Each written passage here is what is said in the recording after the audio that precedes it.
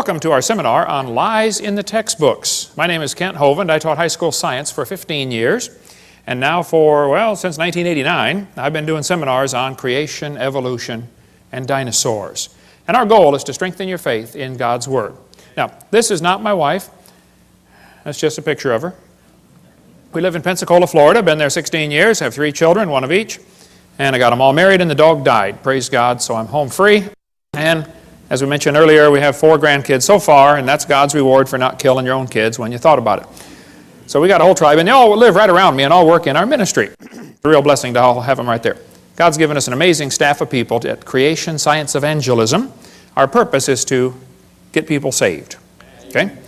We like science at our place. We have Dinosaur Adventureland. We have a science center, a theme park, and a museum, all kinds of cool science stuff. Some people try to say, well, you Christians are against science. No, I like science.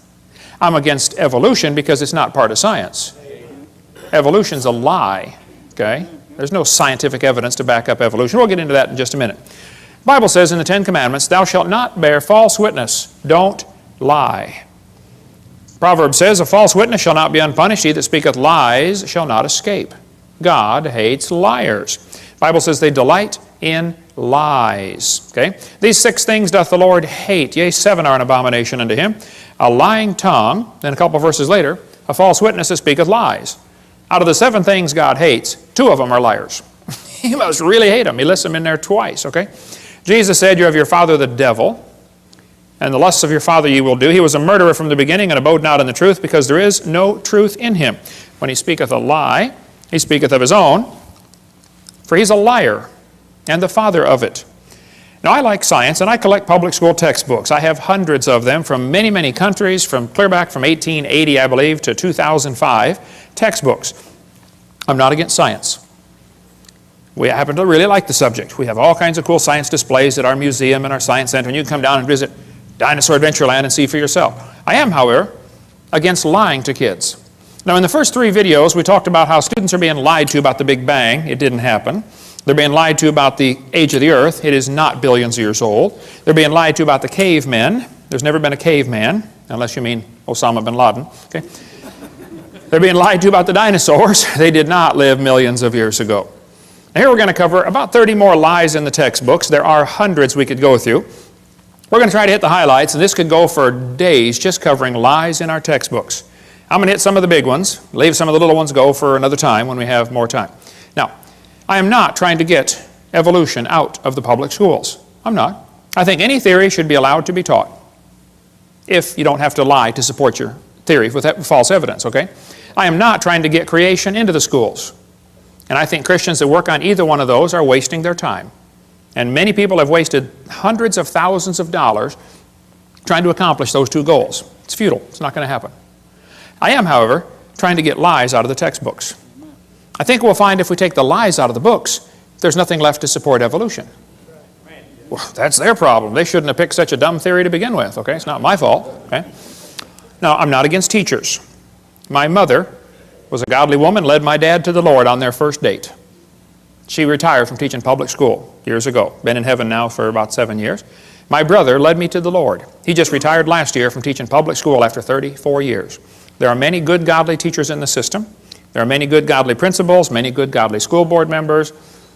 I'm not against schools. I'm not against school boards. I'm not against teachers. I'm not against textbooks.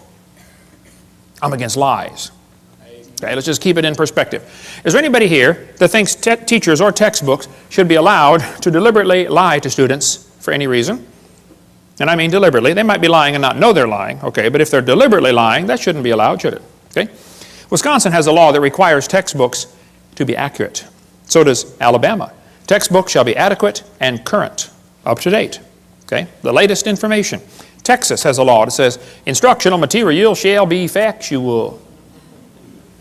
Go Texas. Okay? Florida has a law that requires accuracy of instructional materials, and the commissioner is responsible to remove books that are not accurate. Well, commissioner, do your job. Okay? Watch this video and remove the books that are not accurate. It's so simple. It's so simple, okay? California says textbooks shall be factually accurate and reflect current and confirmed research, okay? Minnesota says the teacher shall not deliberately suppress or distort subject matter. Yeah, sure, hey there, fella. You betcha. The problem is, none of those states enforce their own laws. I don't know if Tennessee here has a law that requires textbook accuracy. They ought to if they don't have one. If you don't have one, pass one. This is a textbook from about 100 years ago. It says, God created the heavens and the earth in 6 days. Prayer is a duty, but it's vain to pray without a sincere desire of heart. God governs the world in infinite wisdom. You believe that's a public school textbook? Well, here's one today. Evolution is fact, not theory. Birds arose from non-birds and humans from non-humans. No person who pretends to any understanding of the natural world can deny these facts. Wow, something's changed. Actually, I was at Chickasaw, Oklahoma a couple of weeks ago. It was supposed to be a debate, but none of the professors would debate me. So they scheduled an evolution seminar 2 days after I was gone. They let me come speak on creation. The student group got me in there. Here's a poster they put up right next to my poster. The poster was inviting people to come to the evolution seminar. Interested in evolution? Well, come on down. Evolution lecture with Dr. Mather and Dr. Ray. It says, hear both sides of the issue. Well, we invited them to debate. They could have heard both sides altogether. Here the kids get 9 months of evolution teaching. I come in for 2 hours and they panic. And then they got to say, here, both sides. Both sides. You're not going to present both sides. You're going to present one side, the evolution side, which is what they already got for 9 months. They don't want to hear it. I think they said 20 people turned up, 15 of them are from the Baptist Student Union, just to see what the teachers would say. Okay? They hear both sides. Their own textbook, there in Chickasaw, Oklahoma, has 1/4 of the book, one entire unit devoted only to evolution teaching. Nothing about creation. Evolution's a dying religion surviving only on tax dollars. It's dead. This textbook has over 100 pages where evolution is talked about. There's not one single mention of creation. So don't tell me they want to hear both sides. They don't, okay? They want to present one view only. It's called indoctrination, not education.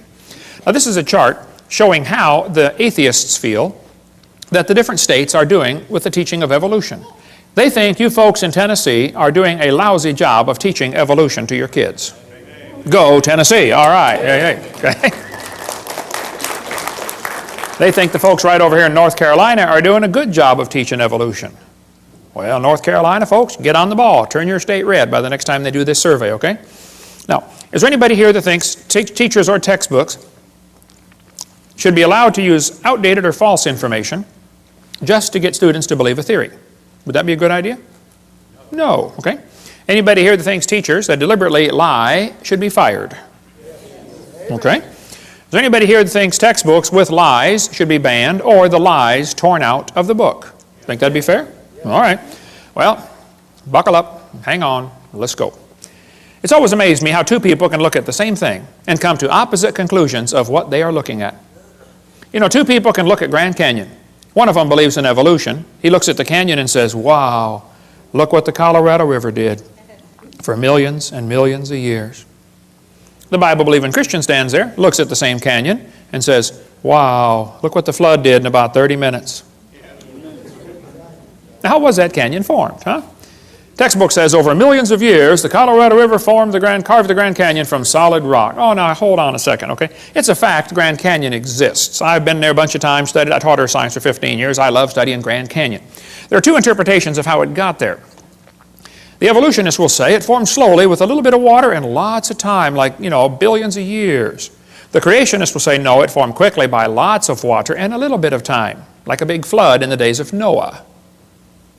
And the guys who believe in evolution are always trying to erase the line between their interpretation and try to include it as if it is part of the fact. No, it's just your interpretation, guys, okay? This textbook says, the Colorado River has cut through layer upon layer of rock over millions of years. Well, now hold on a minute. This textbook says, the Colorado River cut through 2,000 meters of rock, exposing sediment layers like huge pages in the book of life. Scan the canyon wall from rim to floor and you look back through hundreds of millions of years. I don't think so. I was in a debate one time and this atheist said, Hovind, you're so stupid. Don't you know it took millions of years to carve the Grand Canyon? I said, well, sir, there's a couple things you ought to learn about Grand Canyon. If you built a dam across Grand Canyon, a huge lake would fill in behind it, covering several states, okay? I mean, take a lot of dirt to build a dam, but if you could build a dam across that canyon, you'd have a really big lake. Actually, some of the water from Wyoming drains through the Grand Canyon. It has a huge drainage pattern. There's a picture of it, satellite false color image. You can see Grand Canyon right there, a big gash right across a ridge in the mountains. You folks in Tennessee know what a ridge is. Not really a mountain, just a big long ridge, okay? I've flown by and taken lots of pictures. I asked the pilot one time, I said, man, are we going near Grand Canyon? He said, yeah, about 100 miles. I said, can you get permission to, divert and go closer? He said, let me see what I can do. He got permission, and we flew right over the top of the canyon. I'm taking pictures like crazy, Love studying Grand Canyon. Actually, it's a bunch of useless real estate. I mean, what would you do with it if you had it, You can look at it and then go home. That's about it. But, I mean, you can't plow it, that's for sure, and you don't want your cows playing out there. But I said to this professor, I said, sir, there's a couple things to consider about this canyon. I said, these two red lines indicate what's called the snow line, okay? Between those two red lines is a ridge that gets about 6,900 to 8,500 feet above sea level. Now, the river enters the canyon at the far right over there at 2,800 foot elevation. The river flows downhill for 270 miles. Comes out the other side. If you look at it from a side view, a schematic view, it'll look like this. The river comes in 2,800 foot elevation. The ground rises up while the river goes down for 270 miles. I said, now, sir, there's a few things you ought to consider about this canyon. I said, did you know the top of Grand Canyon is higher than the bottom? He said, obviously. I said, sir, did you know the river only runs through the bottom? He said, well, yeah. I said, sir, did you know the top is higher than where the river enters the canyon by over 4,000 feet? He got a dazed look on his face like a calf looking at a new gate. I said, sir, did you know rivers don't flow uphill in Tennessee? There's no delta. Where's the mud that washed out of Grand Canyon? Nobody has a clue, okay? That river did not make that canyon. Grand Canyon's a washed out spillway. There used to be two big lakes, Grand Lake and Hopi Lake. The lakes are long gone, but the beaches are still there. You can still see the beach line. They got too full and went over the top and washed out that canyon in a hurry. Any farmer that's ever built a dam to hold water for his cows will tell you, once the water goes over the top of the dam, it's all over with. That's why they guard the levee like crazy during flood seasons, don't they? Get out there with sandbags. You don't want it to even get started. It's gone in a flash, okay? This river flows down this way. Obviously, it started at the top. Must have been a big lake backed up there, too. Even El Paso, Texas is called El Paso because it's the pass, okay? I bet there used to be a big lake backed up behind El Paso that dried up and left the white sands of New Mexico behind. That's another long, interesting story. But if you look at Grand Canyon, it's pretty obvious it's a washed-out spillway, okay? Almost all rivers around the world come together at what's called acute angles, less than 90 degrees. I mean, the rivers merge and keep going the same, general direction. If you look at Grand Canyon, the rivers on the lower left are indeed merging at acute angles, less than 90 degrees. But if you look at the upper right, the rivers are flowing backwards. Why would they do that? The rivers run backwards, hit the main channel, turn around, and come back out the other way. It's called a barbed canyon. There aren't many places like this on the planet. Well, this is evidence that a lake is draining, and as the water's running off the spillway backwards into the channel, it turns around, or off the dam. Water runs off the dam into the low place, turns around and comes back out through the crack, through the breach in the dam. Grand Canyon was not made by the Colorado River over millions of years. That is one of the lies you kids are going to face in your textbook. It's just not geophysically possible for that to happen. Now, are there any farmers or vets in the crowd that might know what this machine is? What is that, brother? That's a calf puller. That's a what? A calf puller. Once in a while, a cow has a hard time having that baby calf, and so they get the calf puller out, tie the cable around the calf's legs, and jack the calf out of the cow. You get a few tons of pressure on there, calf comes right out, no problem. Well, one day, this farmer was out pulling a calf. It was a breech birth. The back feet are coming out first.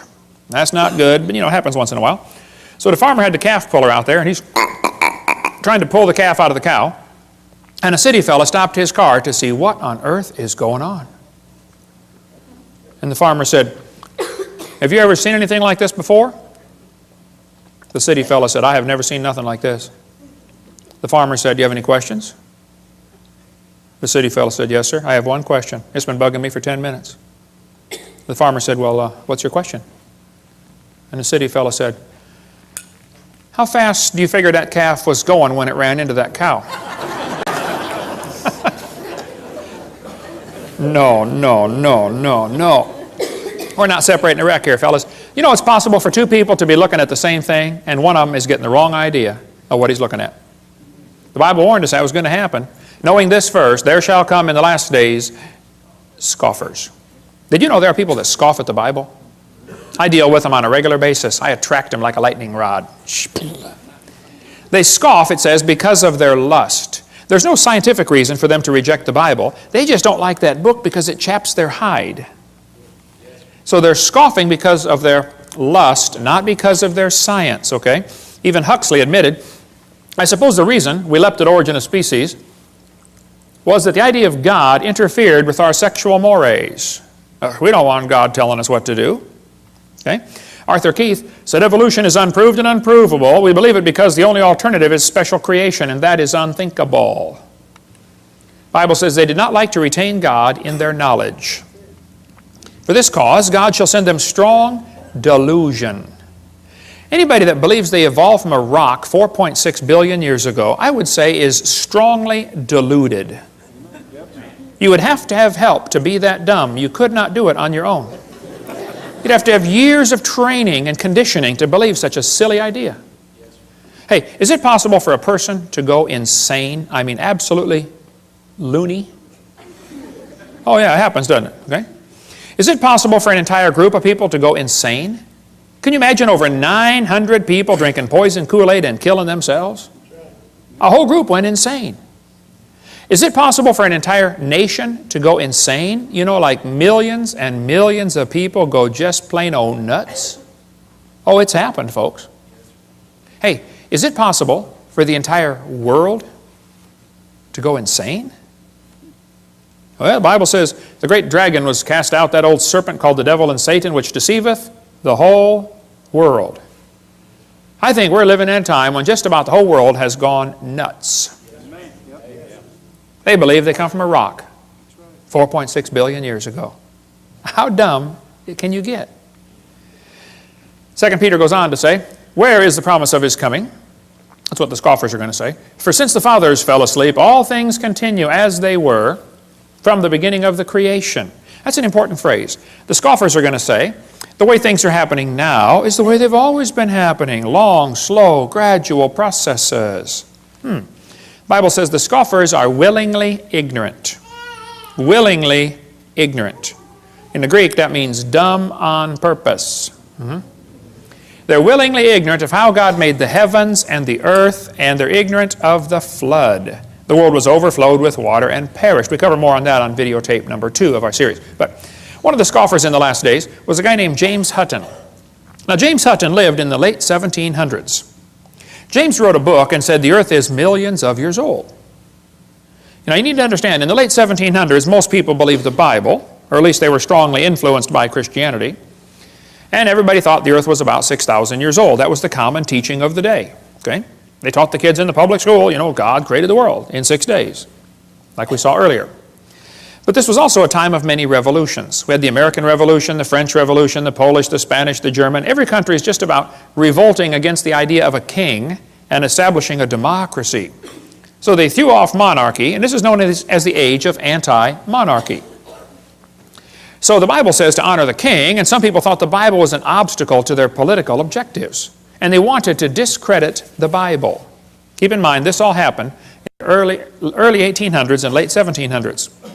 So back when everybody thought the earth was a few thousand years old, James Hutton came along and said, oh no, it's lots older than that. And it got here by uniformitarianism. Ooh, kids, big word, bold print. That'll be on the test. They always are, okay? Uniformitarianism means the present is the key to the past. No, James, I think the Bible's the only perfect key to the past. But during this time frame, the Christians, instead of fighting against this new teaching of millions of years, they swallowed it. The Christians accepted the idea of a gap theory or day-age theory or progressive creation. They just accepted millions of years right into the Bible when it's obvious to anybody with half a brain and one eye reading the Bible that it does not teach the earth is millions of years old. That's not what it says. So The Christians did not put up an effective defense, an effective resistance to this teaching, and they allowed the church to believe all this. And then when evolution came out, 1859 became popular with Darwin's book, well, the Christians just accepted that too. Boy, what a tragedy. That book covers the great turning point in history, if you like the history of stuff. Well, James Hutton's book that he wrote had a real strong influence on a young lawyer from Scotland named Charles Lyell. Charles Lyell, the lawyer, hated the Bible. Somebody calculated one time that if all the lawyers in the world were laid end to end around the equator, we would all be better off. Charles Lyell, in 1830, wrote this book right here, Principles of Geology. I've got it here on the table. You can come take a look at it. It's all marked up. In this book, you can see his hatred for the Bible kind of ooze off every page. He kept calling it ancient doctrines. He said, oh, you have a scriptural authority. He was mocking them, okay? He called it a religious prejudice. He said, men of superior talent, he's talking about himself, who thought for themselves and were not blinded by authority, he used every opportunity he could find to mock the Scriptures. And kids, you won't have to go to college very far before you're going to run into a professor that has this mocking attitude toward God's Word. How many of you had one when you went through school? Seems like their whole goal in life is to destroy your faith. I had a bunch of them when I went to school. They just wanted to destroy your confidence. Well, Charles said his goal was to free the science from Moses. What do you suppose he meant by that? Well, before Charles Lyell wrote his book, everybody looked at the geology, looked at Grand Canyon and said, wow, look what the flood did. He didn't like people interpreting Earth's history in light of the Bible. He wanted them to interpret Earth's history in terms of millions of years. Lyell is the primary guy responsible for inventing what today is known as the geologic column. How many have ever heard of the geologic column before? They divided the Earth up into layers and gave them names, you know. Cenozoic, Mesozoic, Paleozoic, Archaeozoic, all that kind of stuff. Maybe you saw the movie Jurassic Park, named after the Jurassic layer, okay? Each layer of rock was given a name and an age and an index fossil. Now keep in mind, all this was done in 1830 before there ever was a carbon dating, potassium-argon dating, rubidium-strontium dating, lead-208, lead-206, uranium-235, uranium-238. None of those had even been thought of. So they didn't determine these great ages by any radiometric decay method. They just picked the numbers out of the clear blue sky. It's a fact the Earth has many layers of sedimentary rock. That is just a fact. You can see them all over Tennessee here. How'd they get there? Well, there are two interpretations. One group says the layers formed slowly over millions of years. The other group says, no, these layers are all from the flood in the days of Noah. And again, they're always trying to erase that line between the two and make their interpretation become part of the fact. And it's just not, okay? It's just their interpretation, that's all. The geologic column is actually the Bible for the evolutionist. The only place you'll ever find it is in the textbooks. It doesn't exist. This guy admits it. He said, if there were a column of sediments, unfortunately, no such column exists. Did you know there is no geologic column? If there was, it'd be 100 miles thick. It doesn't exist. It's one of the lies in the textbooks. And actually, all of evolution is based on this lie right here. This is one of the most serious ones, in my opinion. It's true the Earth has layers. That's not the question. Okay? How did they get there, though? I mean, if that layer sat there for 10 million years waiting for the next one, don't you think it's going to rain once in a while in 10 million years? Why are there no erosion marks between the layers? Why are they stacked on top of each other just like a stack of pancakes? And by the way, why are there no soil layers between the rock layers? I mean, soil builds up on top of rock. Don't you think there'd be some soil built up once in a while? Look, if you get a jar of dirt and rocks and gravel and sand and mud and shake it up and set it down, it settles into layers for you in a few minutes. It doesn't take long. How many have seen those things you buy at the mall with two pieces of glass and different colored sand in between? You know, you flip it over and it makes all kinds of layers just in a few seconds. It doesn't take long. I was preaching years ago in Union Center, South Dakota. Now, Union Center is right there. It's not even on the map.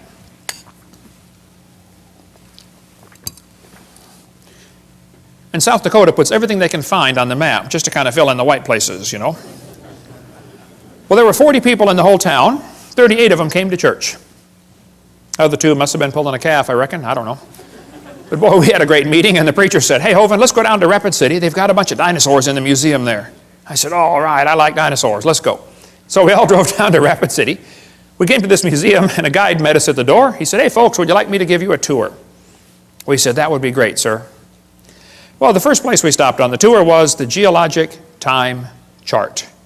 They have it lit up, and it's behind glass, and it's holy and sacred. Don't dare touch that thing, you know. So we're standing over there, and the guide said, "Now, folks, this layer of rock right here is about 70 million years old." And it's so cool because they always get that sanctimonious tone in their voice, you know. 70 million years old. Oh. Well, my daughter was 12 years old at the time. She raised her hand. She said, "Mister, how do you know that layer is 70 million years old?" He said, "Honey, that's a good question. We tell the age of the layers by what types of fossils we find in them. They're called index fossils." And by the way, that's correct. That's what the textbook says. Scientists use index fossils to determine the age of rock layers. She said, "Thank you, sir." We walked around the other side. We're standing over here, and the guide said, "Now, folks, these bones are about 100 million years old." My daughter raised her hand again. She said, "Sir, how do you know those bones are 100 million years old?" He said, "Well, honey, we tell the age of the bones by which layer they came from." She said, "Sir, when we were standing over there, you told me you knew the age of the layers by the bones, and now you're telling me you know the age of the bones by the layers." She said, "Isn't that circular reasoning?" I thought, wow, a chip off the old block. That guide had the strangest look on his face. It was almost as if he were thinking. He looked at my daughter. He looked at me. I wasn't about to help him. I thought, wow, this is going to be good. I have got to hear this. He looked back at my daughter. He said, "Wow, you're right. That is circular reasoning." He said, "I never thought of that before." That fellow drove 50 miles one way that night to come hear me speak in Union Center, South Dakota. The crowd swelled to 39. We set up a chair in the aisle.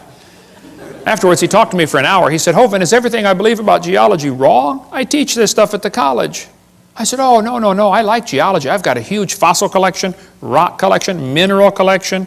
I teach earth science. I love studying geology." I said, "But as far as the layers being different ages," I said, "Yes, sir, I'm sorry. That is all baloney. It's based on circular reasoning." I'll show you. Here's a textbook that tells the kids to date the rocks by the fossils, and on the very next page it says, "Date the fossils by the rocks." On the next page, and they don't catch it. It's a lie. It's circular reasoning. The intelligent layman has long suspected circular reasoning in the use of rocks to date fossils and fossils to date rocks. The geologist has never bothered to think of a good reply, feeling the explanations are not worth the trouble as long as the work brings results. It cannot be denied from a strictly philosophical standpoint, geologists are arguing in a circle. The relative ages of rocks are determined by the organisms they contain. They date the rocks by the fossils and the fossils by the rocks. Ever since the beginning of the 19th century, fossils have been and still are the best and most accurate method of dating and correlating the rocks in which they occur. Apart from very modern examples, which really are archaeology, I can think of no cases of radioactive decay being used to date fossils. They don't date fossils by potassium-argon dating or carbon dating. That's not how they do it. Radiometric dating would not even be possible if the geologic column had not been erected first. There's no way simply to look at a fossil and say how old it is unless you know the age of the rocks it comes from. This is Niles Eldredge, one of the most famous evolutionists alive today. He said, "And this poses something of a problem." Yeah, something poses a big problem, Niles. If we date the rocks by the fossils, how can we then turn around and talk about patterns of evolutionary change through time in the fossil record? Circular reasoning. This guy said the rocks do date the fossils, but the fossils date the rocks more accurately. I think the cheese done fell out of his sandwich. That's what I think. Okay, he's a few fries short of a Happy Meal. It's based on circular reasoning. Okay, this guy said the charge of circular reasoning can be handled several ways. It can be ignored as not the proper concern of the public. It can be denied by calling down the law of evolution. It can be admitted as a common practice or avoided by pragmatic reasoning. But it is all based on circular reasoning. Actually, at the Scopes Monkey Trial, 1925, over here in Dayton, Tennessee. How far is Dayton from here, Steve? About 100 miles, okay. This is what they were going to use as evidence for evolution. The lowest layers are obviously the oldest. Page 275 of the court transcript. No, the oldest layers are not obviously the oldest. Did you know in still water, sediment layers settle out, the bottom one first, and then the second one, and then the third one. That's correct. But in moving water, you can get 5 or 6 or 10 layers to form simultaneously. They form from one end and travel across. So it's possible to have a fossil on the bottom that is younger than a fossil on top if it's moving water. There's a great video tape called Experiments in Stratification. It covers all that if you want more on that. Or get our video number 6. We'll get more of that later. I like to ask evolutionists, I say, guys, your geologic column contains limestone quite a few places. If I handed you a piece of limestone, how would you know if it's 100 million year old Jurassic limestone or 600 million year old Cambrian limestone? I mean, exactly what's the difference? They'd say, well, the only way to tell the difference is by the index fossils. That's precisely my point. They date the layers by the fossils. This textbook shows the kids a trilobite, and it says, boys and girls, trilobites make good index fossils. If a trilobite is found in a rock layer, the rock layer probably formed 500 to 600 million years ago. I don't think so. Somebody found a human shoe print where the guy with a shoe on had stepped on and smashed a trilobite. They asked evolutionists all over, how on earth could a human step on a trilobite? If trilobites lived 500 million years ago and man didn't get here till, 3 million years ago, and they didn't start wearing shoes till 10,000 years ago, how could a human step on a trilobite? One atheist said, well, it's obviously. The only answer would be that aliens visited the planet 500 million years ago. Oh, them aliens will do it every time. Another guy said, well, maybe there was a large trilobite shaped like a shoe that fell on a small one. Now, there are some big trilobites, okay, but I don't think they're shaped like a shoe. Actually, the trilobite has the most complicated eyeball ever. Trilobite eyes are unbelievable. And this is one of the first creatures to evolve, and it already has the most complex eye, just the eye is one of the most complex features you could have. Now, trilobites are not index fossils for anything, okay? There are all kinds of different types of trilobites, and there probably are some still alive today. Certainly the Baltic isopod is still alive. A guy sent me a couple weeks ago, about a couple months ago, I guess, a whole jar full of trilobites from the Prudhoe Bay water treatment plant up there for the oil factory they've got, oil refining rig. When they arrived in Pensacola, Florida, they were still alive in the jar. But I don't know how to keep a trilobite alive. I mean, you give it mouth to what, some resuscitation, but they all died, but we got them in our museum there. Somebody just sent me a large one that they got down in the Caribbean, about this big, it's in our museum, and it was frozen. They said, yeah, I pulled it off the rock myself down in the Caribbean, still alive. They call it some kind of roach. Roach, it looks like a big trilobite. This textbook shows the kids a graptolite. It says, boys and girls, this is 410 million years old. I don't think so. Graptolites were found still alive in the South Pacific 10 years ago. So if you find graptolite, you can't use that as an index fossil for any age rock, okay?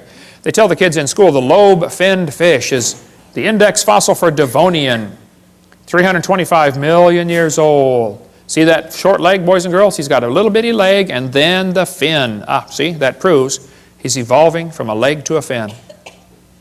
No, that's a lie. The lobe-finned fish are still alive today. They're swimming around the Indian Ocean. And when they caught the first one in 1938, the scientists looked at it and said, wow, would you look at that? They survived for 325 million years. It never dawned on them once to question the geologic column. That thought never crossed their brain.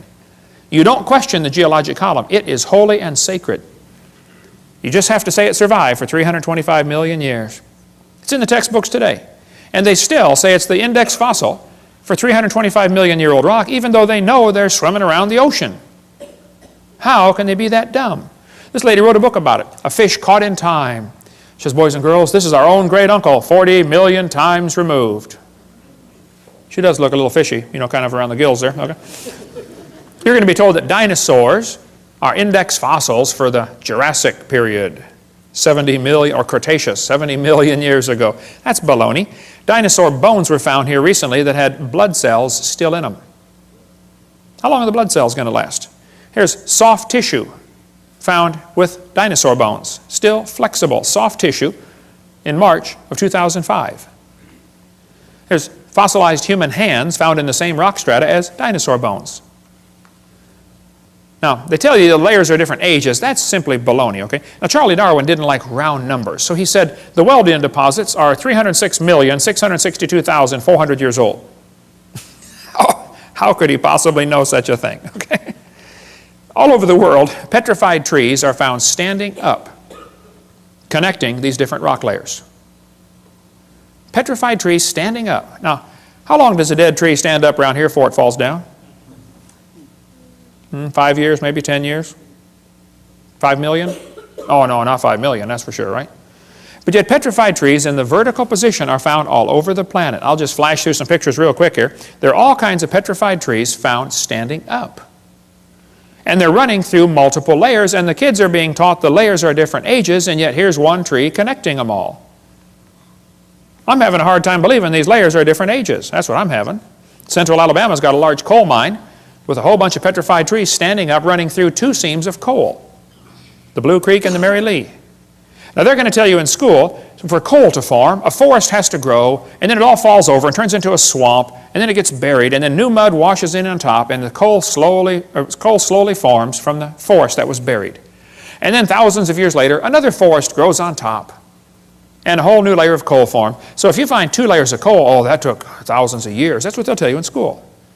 That's simply baloney. We'll cover more on coal formation on video 6, but if you look at the samples of trees found in this coal mine, you look at sample A, B, C, D, E, F, G, I mean, any freshman law student could tell you, hey folks, I think I can prove these 2 coal formations formed at the same time, very quickly. Within a few weeks or months of each other, that's for sure. Probably during the flood in the days of Noah. We'll cover more on that on video 6. In Cookeville, Tennessee, how far is Cookeville from here? 100 miles? What's that? 150 miles. In Cookeville, Tennessee, there's a coal mine with petrified trees standing, running. Here's coal at the bottom. The tree is coalified at the bottom, petrified in the middle, and coalified on top, where it went through a second coal seam. Same tree. By the way, why are coal seams generally found on top of layers of rock or clay? Wouldn't be a pretty poor place to grow a forest? Ought to be on top of soil, don't you think? Yeah. Polystrate fossils are found all over the world. In Joggins, Nova Scotia, there are dozens of petrified trees standing up, connecting different rock layers. Scientists go up there and look at them and just say, wow, that's curious. No, it's more than curious. It's devastating to your teaching that the layers are different ages. There's a brochure you can get from our bookstore. It's $2. It's got 30-some color pictures of petrified trees in the vertical position. Occasionally, the petrified trees are found upside down, running through many rock layers. Now we really got a problem. I've thought about this till my brain hurts. The evolutionists have 2 ways to solve this. They can say, well, Hovind, you know, the trees stood upright for millions of years while the layers formed around them. Or the trees grew through hundreds of feet of solid rock looking for sunlight. There's a 3rd way to look at it. You know, maybe they were all buried in a big flood. How fast was that calf going? Keep that thought in mind, okay? Mount St. Helens blew thousands of trees into Spirit Lake. Lots of those trees are stuck in the mud at the bottom of Spirit Lake. They're going to petrify in the standing position. More on video 6 about that. It doesn't take long for things to petrify. Here's petrified firewood. The guy chopped on it before it turned to stone. Here's mummified dog stuck in a tree. Turned to stone. They chased a coon up the tree apparently and got stuck. They named it Stucky. What would you call it, okay? Here's petrified cowboy boot with the cowboy's legs still in it. The boot was made in 1950 and the leg is turned to stone. Here's petrified fish giving birth. It does not take millions of years to give birth. Praise God, okay? Here's a petrified hat. Petrified pickle found in a jar. The guy sent me the jar and pickle. He said, Brother Hovind, I found this in Montana in an old home. The house was junk. The roof was gone. The house was falling apart. But he said, you want a petrified pickle for your museum? I said, of course. Who in their right mind would not want a petrified pickle, you know? Come on down to Pensacola, Dinosaur Adventureland, and see the petrified pickle. Here's petrified sacks of flour found in a flour mill that flooded in 1910 in Eureka Springs, Arkansas. Here's petrified toadstool. There's an amazing gem and mineral museum just south of Bloomington, Illinois, in the little bitty tiny town called Shirley, Illinois. You got to be trying to find it to get there, but it's worth going to see the Funk Gem and Mineral Museum, okay? Here's petrified acorns. This kid sent them to me. He said, Brother Hovind, I was 7 years old at the time. He said, I stuck these acorns in a bucket of water and I thought they might, sprout and make some trees, and I forgot about them. Next spring, my mama found the bucket on the back porch and the acorns had turned to stone. He said, would you like them for your museum?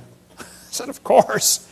Come on down and see the petrified acorns. More on petrification on video number 6.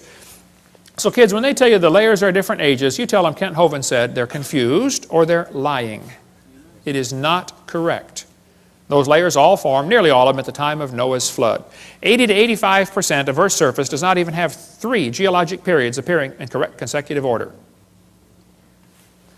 Even though this geologic column does not exist, except in the textbooks, that teaching is what changed people in the 1830s away from believing the Bible to believing in uniformitarianism.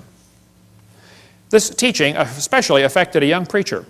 He just got out of Bible college, studied to be a pastor of a church. His name was Charles Darwin. Anybody ever heard of Charles Darwin? Charles Darwin graduated from Bible college to be a preacher, and he's going to sail around the world for 5 years first and collect some bugs for some, bugologist back there in England. Charlie brought some books with him. He brought his Bible, of course. He just got out of Bible college. And he brought this brand new book, Principles of Geology. Charlie said that book changed his life forever. He later wrote to a friend and said, disbelief crept over me slowly. I felt no distress. He slowly lost his faith in the Bible. As Darwin sailed around the world, he stopped off at the Galapagos Islands. Here on those islands, he noticed there were 14 different varieties of finches. Little tiny bird with a little tiny beak. But the beak shapes were different. Now the Grants went there and studied them and said, wow, during dry years, the beak is 1/10 of a millimeter thicker, and during wet years, it's 1/10 of a millimeter thinner. But it always averages back out. 1/10 of a millimeter, do you know how much that is? Not much. Darwin looked at the birds and said, you know what? I think all these birds had a common ancestor. I bet you're right, Charlie. It was a bird. And then Charlie said, well, maybe this proves that birds and bananas are related. You say, oh, he never said that. He sure did. I knew you wouldn't believe me, so I brought his book. It's right here. The Origin of Species by Charles Darwin. On page 170, Darwin said, it's a truly wonderful fact that all animals and all plants throughout all time and space should be related to each other. Isn't he saying the birds and bananas are related? He sure is. This is a lie. What Charlie observed is what is sometimes called microevolution. Microevolution tells us dogs produce a variety of dogs. That's a fact. It happens, okay? And roses produce a variety of roses. Nobody argues about that. The question is, does it go any farther than that? You may get a big dog or a little dog, but you get a dog every time. And probably the dog, the wolf, and the coyote had a common ancestor. I wouldn't argue about that. We did the test this morning. Had a 5-year-old girl. Said, okay, here we have a dog, a wolf, a coyote, and a banana. Which one is not like the others? She got it. The banana. We got college professors can't figure that out. Here's National Geographic says, the evolution of dogs from wolves. Well, duh, nobody's arguing about that. Yeah, dogs came from wolves, okay? The Bible says they bring forth after their kind. 10 times it says that in the first chapter. See, this word evolution has 6 meanings. We've been through this before, so I'm going to go through it kind of quickly. There's first of all cosmic evolution, Big Bang. Secondly, chemical evolution, where all the chemicals come from hydrogen. That's baloney. Thirdly, stellar evolution, where all the stars form from dust. You cannot get dust to condense into a solid star. Can't happen. There's Boyle's gas laws that drive it away, okay? Then there's enough stars out there, though we can all have 11 trillion to ourselves. Then you have organic evolution, where life gets started from non-living material. And then macroevolution, where an animal changes to a different kind of animal. None of those have ever been observed. Number 6, variations within the kinds, sometimes called microevolution. That one happens. The first 5 are religious. So whenever you discuss evolution, you have to define what you're talking about. If you're talking about number 6, I'm with you. I agree, that happens. If you're talking about the first 5, that doesn't happen. That's something you believe happens, okay? Watch how they change the definition for the kids. They say, okay, boys and girls, evolution is change over time. Is that really what they mean? Watch this carefully now. In other words, living things have changed over time. Wait. Are you going to skip over the first 4? They just want to bypass the first 4 stages like it's not part of the theory? Well, then you don't have a coherent theory. Then they say, evolution is defined as a change in species. over time. Now they're down to what I believe in. I think species can change. I think you can get some really weird varieties of animals, but they're still the same kind, okay? This is a lie, kids. That's not really what they mean by evolution. They want to give you examples of number 6 and make you believe that the whole theory has been proven. Don't get brainwashed. Most evolutionists will say, well, macroevolution is just micro with longer periods of time. No, it's not. They had a big conference on this very question in Chicago. They said the central question of the Chicago conference was whether the mechanisms underlying microevolution can be extrapolated to explain the phenomena of macroevolution. The answer can be given as a clear no. It doesn't work. Variations happen, sure, but they have limits. Did you know farmers have been trying to get bigger pigs for a long time? Do you think they'll ever get a pig as big as Texas? Nah, I bet there's a limit, isn't there? Okay? Roaches become resistant to pesticides. Do you think they'll ever become resistant to a sledgehammer? Probably not. See? There's a tiger had 3 kittens, all different colors, same litter. That's variations, but it's still a tiger. That's not evolution. They always end up producing the same kind of offspring, just like the Bible says. The information for the new variety had to be in the gene code already, or it couldn't produce it. No new information is ever added. The gene pool of the new variety is always more limited. Somebody spent years crossbreeding dogs to develop the Chihuahua. All that money to make a dog that's 100% useless. I mean, think about it. How long would the Chihuahuas last in the real world? Turn them all loose into the woods. Watch what happens. They'd run up to the wolf. Yep, yep, yep, yep, yep, yep, yep, yep, yep. Crunch. End of gene code, right? Genetic information is lost, not added when you get a strange variety. Real evolution would need an increase in genetic complexity. We don't ever observe that. Now, I grew up in Illinois, corn country. Did you know there are so many kinds of corn up there, they have to number them? You'll be driving down the highway and there's a sign that says BX65. Don't mix it with XL29. Something will explode. But folks, you can crossbreed corn from now to the cows come home and you are always going to get corn. You're never going to get a hamster or a tomato or a whale to grow on your corn stalk. It just ain't going to happen, okay? There's a whole variety of dogs in the world, and they might have had a common ancestor. A dog. There's BBC News. It looks like 95% of current dogs came from just 3 original founding females. Hey, they're getting closer.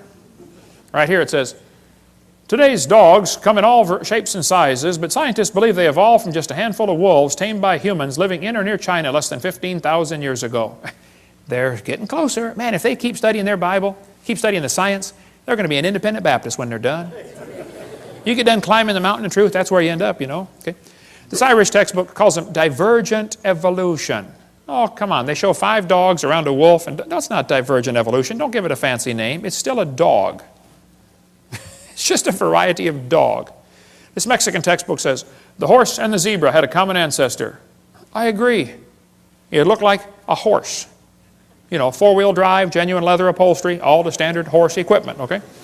They got little tiny horses today. We had the world's smallest horse come visit our dinosaur adventure land. Talk about useless. I mean, you know, you can't ride it. Well, my granddaughter could, but it won't bark, you know. What do you do with a horse like that? You know, horses, zebras, and asses can all be crossbred. They have competition in California. Who can get the weirdest animal? They get Zorses, Zonkies, Zeonies, Zedonks, Zebras, and Shebras. Here's a zebra who forgot to put his PJs on. Here's a herd of zebroids running around. You know, in the last 100 years, the Kentucky Derby has gone from an average winning speed of 127 seconds down to 123 seconds. Now, even in the old days, they had some pretty low times turned in, okay? Question, how much money would you guess has been spent on selective breeding trying to get the fastest horse for the Kentucky Derby? Millions and millions of dollars. They do the same thing right around here, don't they? Spend lots of money for a Tennessee Walker. What's the most expensive Tennessee walking horse you've ever heard of? $1 million for one horse? $3 million for one horse. That's how much per pound? Man, I was in Italy, we ate horse over there. It's good too. Tastes like chicken, you know. Now, I don't know if they've got to the absolute limit of horse speed or not, I don't know. But I suspect they're getting kind of close, okay?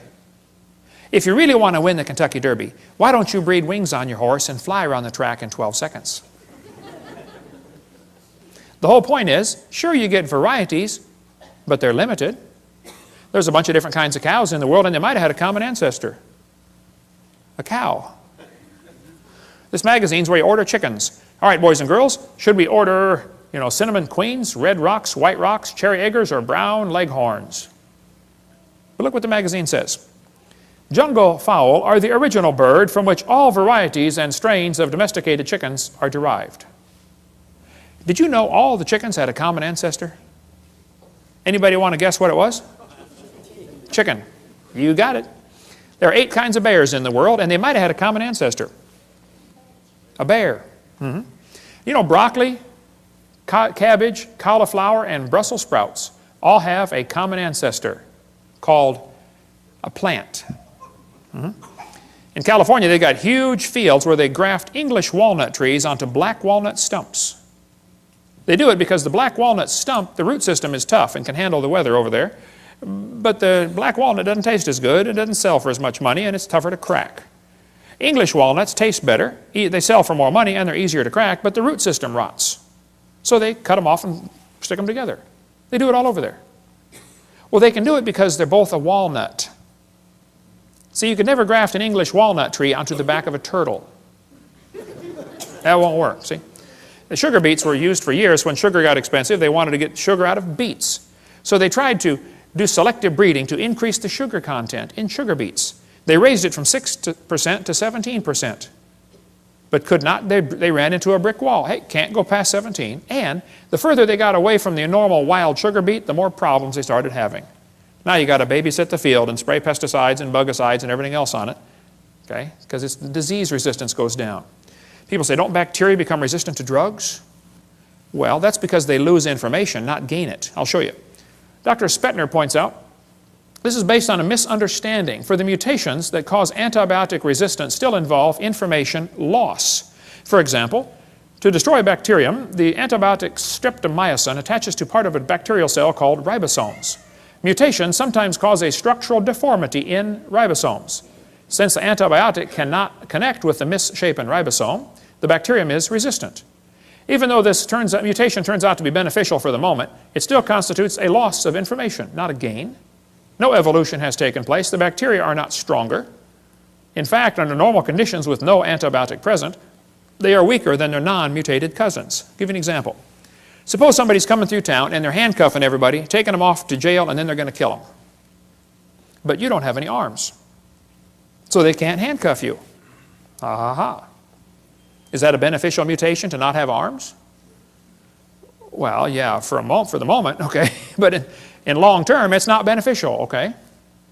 And so all the examples they ever point to are bacteria becoming resistant to drugs. That's a loss of information, not a gain. The Bible is correct. They bring forth after their kind. James Hutton wrote a book in 1795, and people began to doubt the earth was 6,000 years old. Charlie Lyell wrote a book in 1830, and people began to doubt the flood, and Charlie Darwin's book made people doubt the Creator. And by the mid-1800s, people were wondering, wow, if God didn't do it, how did we get here? Who's in charge of the world? That led directly to the rise of communism, Marxism, socialism, Nazism. We'll cover that on Seminar Part 5. Politically incorrect, the dangers of this evolution theory. Now, Darwin didn't originate the evolution theory. It was around before him. He just simply made it popular, okay? But Timothy was warned by Paul here in 1 Timothy 6. You be careful about avoiding profane and vain babblings and oppositions of science falsely so called. Evolution is not science. Evolution's a religion in every sense of the word. Hitler said, let me control the textbooks, I'll control the state. Professor Wilson at Harvard University said, as were many persons from Alabama, I was a born-again Christian. When I was 15, I entered the Southern Baptist Church with great fervor and interest in the fundamentalist religion. I left at 17 when I got to the University of Alabama and heard about evolution theory. He lost his faith, first year of college. That's what happened to Philip Wentworth. Studied for the ministry at Harvard, lost his faith, gave up on the ministry. That's what happened to Scott. He almost lost his faith till somebody showed him one of my videotapes. And he said, oh, Man, you saved my faith, Brother Hovind. This Marty wrote me and said, I want to let you know your ministry has been a blessing to me. I'm one of the high school students in the anthropology class that is a victim of the dangers of evolution teaching. I was very discouraged and questioned the existence of God. I listened to your seminars and that completely encouraged me, and it was a blessing to me. Yay, rescued one. It's amazing how many thousands of people down through history have lost their faith because of this evolution teaching. Karl Marx said he wanted to serve God with his life. Went off to college, became an evolutionist. Comrade Stalin. There was a special this afternoon on TV. How many saw that about Comrade Stalin on the History Channel? He went to a Christian school, read Darwin's book, and became an atheist. Killed between 60 and 100 million of his own people. Andrew Carnegie became an evolutionist reading Darwin's book. He said it freed him from the shackles of religion. Light came in as a flood and all was clear. Not only had I got rid of theology and the supernatural, but I found the truth of evolution. Carnegie left behind millions of dollars to make sure evolution is taught in our schools instead of creation. He funded the National Center for Science Education. The list is really long. We'll have to quit now. But 75% of kids from Christian homes that go to public schools lose their faith after 1 year of college. What's in these textbooks anyway? What are they teaching our kids that's making them lose their faith? Well, we're going to cover some of the lies in the textbooks, some more lies in the textbooks in the next session. There is no known evidence to support the evolution theory except things that have been proven wrong a long time ago. If real evidence exists for this evolution theory, I would like to see it. We've been offering $250,000 for real scientific evidence for evolution. We've had that offer for over 10 years. There isn't any, okay? I'll give you an example. Suppose I had a theory that the moon is made of green cheese. Now that's a dumb theory, I know. But hey, it's okay to have a dumb theory. There are no laws against dumb theories. But then suppose I started teaching my students, hey kids, did you know NASA proved my theory in 1973 when they went there on a secret mission and drilled a hole and found the moon is made of green cheese? Well, now hold on a minute. It's okay to have a dumb theory. It's not okay to lie about my evidence for my theory, okay? It is worse for me to get paid by tax dollars while I lie about my theory. So I don't mind if they want to have a theory that we came from a rock. That doesn't bother me. It does bother me that they want to lie to the students about their evidence, and it really bothers me that I have to pay their salary while they lie to spread their theory. So here's some of the evidence they use for evolution theory. They say, we have evidence from fossils. I say, guys, you've got to be kidding. No fossil counts as evidence for evolution. None. If you find bones in the dirt, all you know is it died. You don't know it had any kids. No fossil could count as evidence for evolution. None. They say we have evidence from structure, from molecular biology, from development. Well, let's talk about a few of these. Evolution is dead. The theory is defunct. There is no evidence to support it. But some of the followers are pretty dedicated, and they're having a hard time letting it go. They'll even lie to you to make you think everything's fine. They say, wow, look at that evolution theory. It's perfectly fine. There's no challenge to evolution. Look, he never looked better. Pulse and heart rate look good. No, I'm sorry. He's a goner, okay? Don't be the last one off the boat. It is sinking. Evolution is based on two faulty assumptions. Number one, they say mutations make something new. That's never been observed. Number two, natural selection makes it survive and take over the population. Evolution is actually a religion of death. In order for evolution to work, one animal evolves a little better than the rest. What must happen to the rest of them to make this thing work? They got to die. Or else the new improved gene is swamped back into the gene code. The question is so simple and profound. Did man bring death into the world like the Bible says? Or did death bring man into the world like evolution says?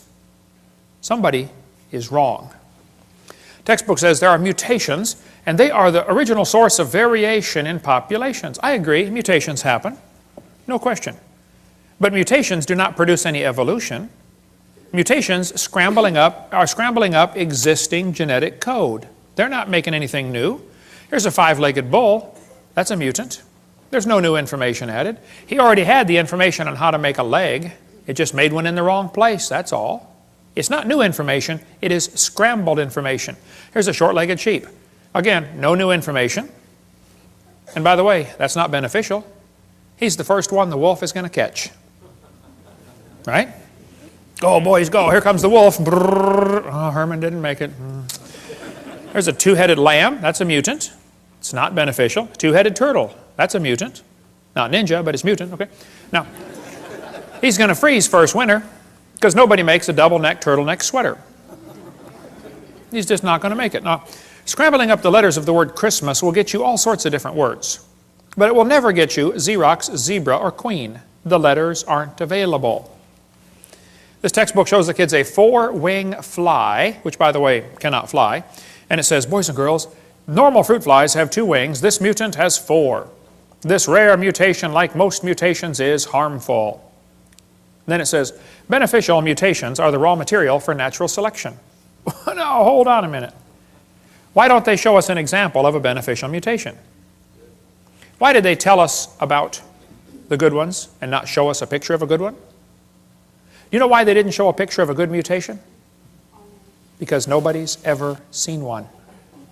There's never been one beneficial mutation. I said that in a debate one time, and this atheist said, Hovind, you're lying. He said, I can name a beneficial mutation right now. He said, people in Africa that get sickle cell anemia are less likely to get malaria. I said, that's brilliant, sir. That's like saying if you cut off your legs, you can't get athlete's foot. They're both negative, okay? Then they say evolution and natural selection go together. This one says natural selection causes evolution. That's a lie. Natural selection selects. It doesn't create anything. Natural selection is not a creative force, okay? Natural selection may be a stabilizing force, but it is not a creative force. Anybody with half a brain can figure that out. Natural selection cannot create any properties. It can only select. This textbook says, evolution by natural selection had occurred in just 1 year. Oh, they're lying. It says natural selection can lead to evolution. That's a lie. Natural selection selects. It doesn't create a thing. If you worked in a factory that made cars, how far is the Saturn plant from here? Pretty close, isn't it? How many of you work? Anybody here work in the Saturn plant? Okay. Suppose you worked in quality control.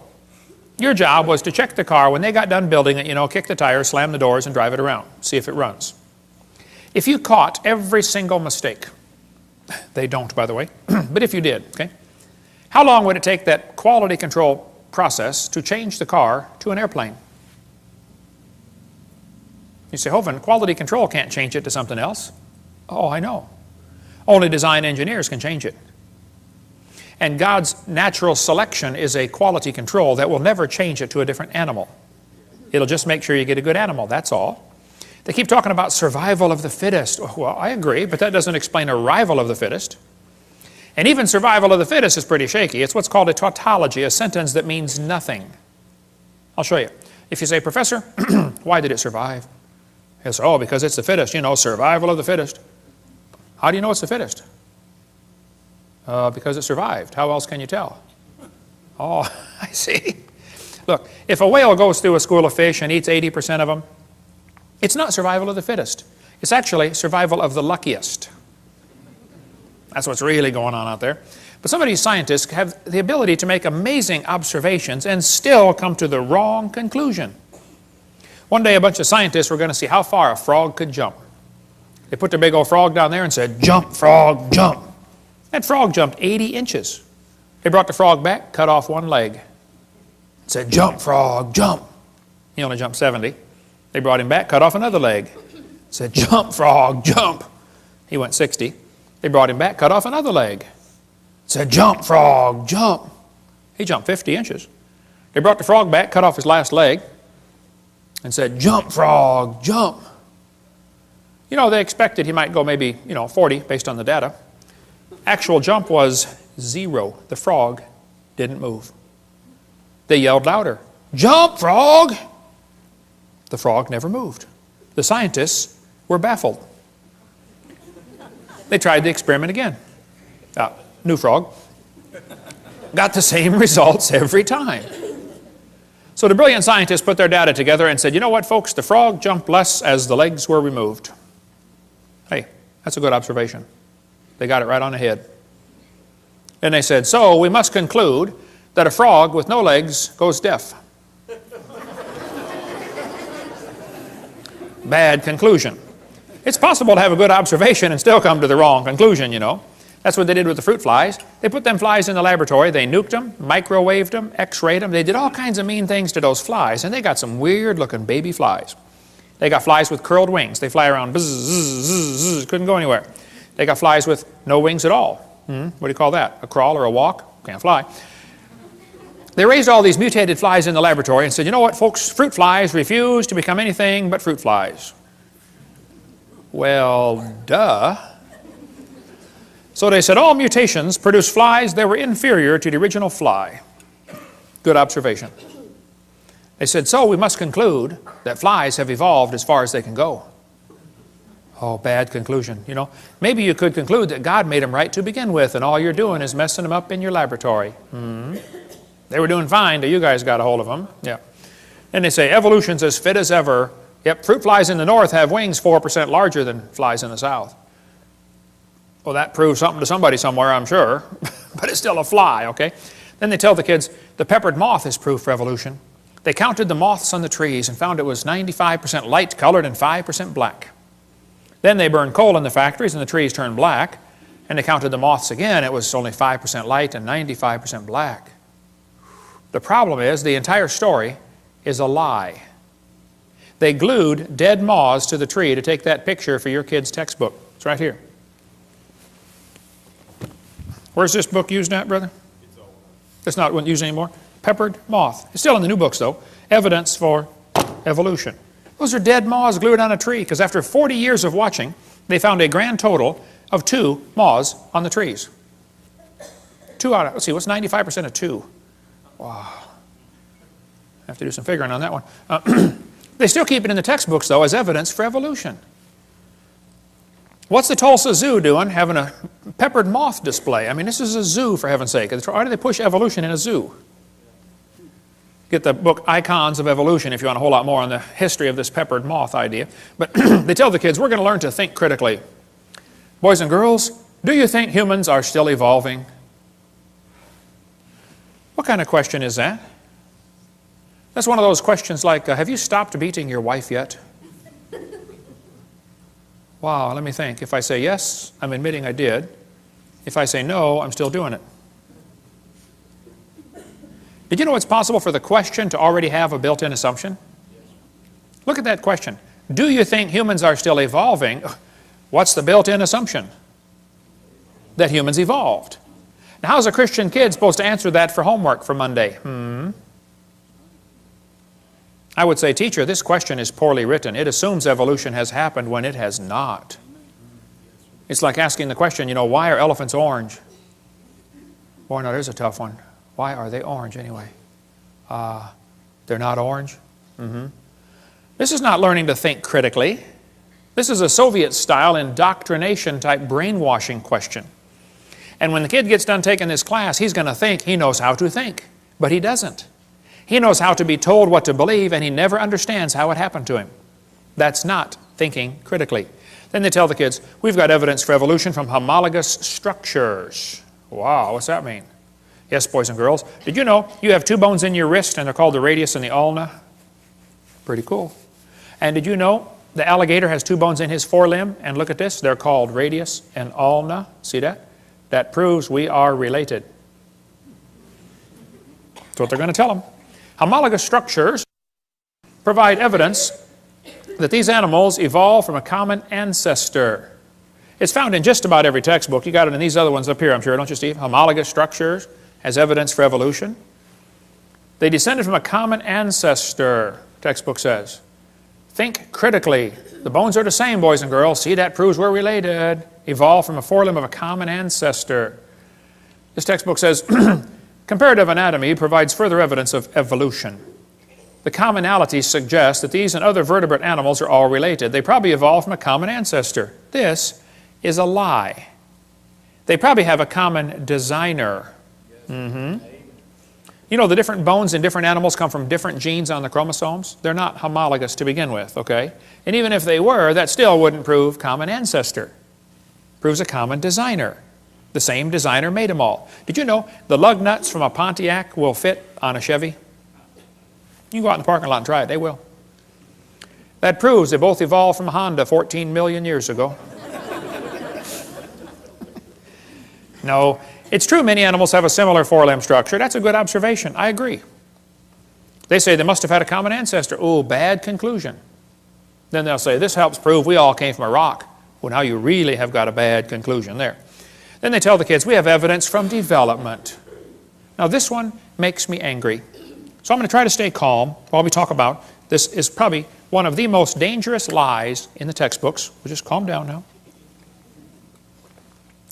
Okay, I'm ready. This textbook says the similarity between the early stages of development of many different animals helped convince Darwin that all forms of life shared common ancestors. Darwin considered this the strongest class of facts in favor of his theory. This was the best evidence Darwin knew of for his theory.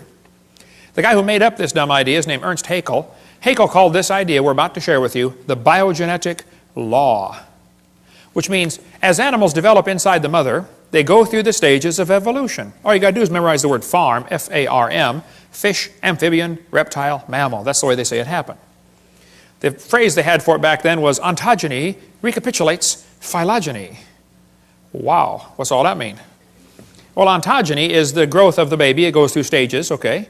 Recapitulates means it reenacts or does over again. Phylogeny is the evolutionary sequence. This Irish textbook says, the presence of fish-like structures in embryos of different species shows these animals have evolved from fish and share the basic pattern of fish development. It's as if the embryo retains a memory of its origins and starts to copy them during its development. That's the ontogeny recapitulates phylogeny. Now the idea that Sigmund Freud relied on was the idea that ontogeny recapitulates phylogeny, that is, the development of the individual recapitulates the evolution of the entire species. This is stupid and dangerous. They tell the kids the embryo, the baby growing in the mother, has gills like a fish.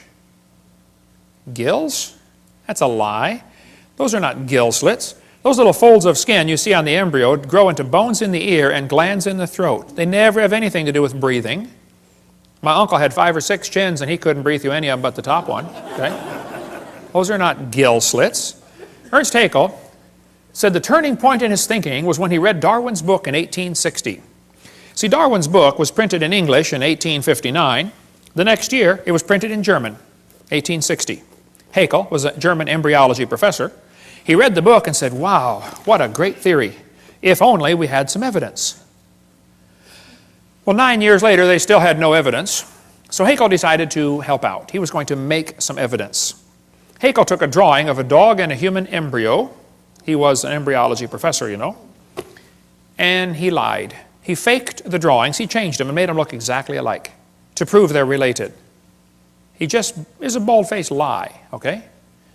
Haeckel made giant posters of his fake drawings and traveled all over Germany and converted the people to believing in evolution, which led to the next obvious question. Hey, if evolution is true, I wonder which race of humans have evolved the farthest. And guess who the Germans thought it was? Yeah, we'll talk more about that later. Now, on top are Haeckel's fake drawings. Underneath are the actual photographs of these animals. He lied. His own university held a trial and convicted him of fraud.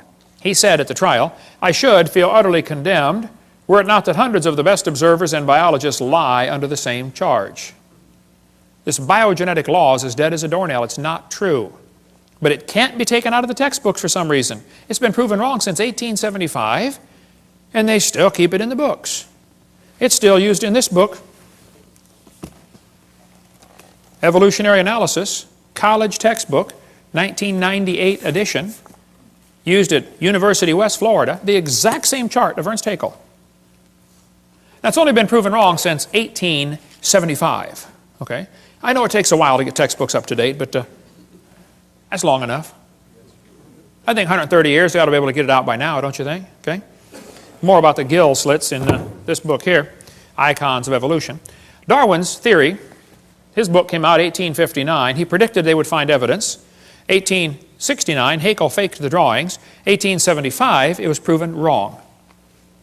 But it's still in textbooks used all over the planet. 2004 textbook, still has it. 2005 textbook, and I pronounced it wrong as Chickasha, not Chickashaw, Chickasha, Oklahoma. I got corrected during the break.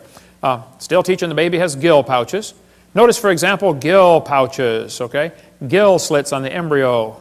They're teaching this in textbooks all over the world. It's only been proven wrong since 1875. Get it out of the book. Tear the page out. I mean, it's a no-brainer. Tear out the page. It's not true.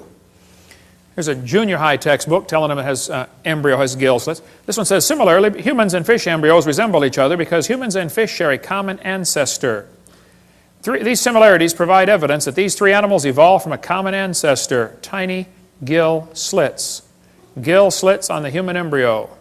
Gills of fish. Tiny gill pouches, used in college textbooks.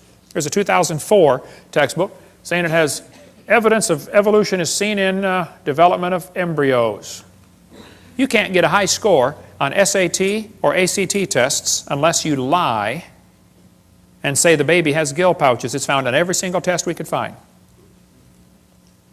If you don't believe in evolution, you won't score high to get into college, or at least give the evolution answer. Why would they keep this in the textbooks 130 years after it is proven wrong? There's only one answer I can come up with. I'll tell you in a minute.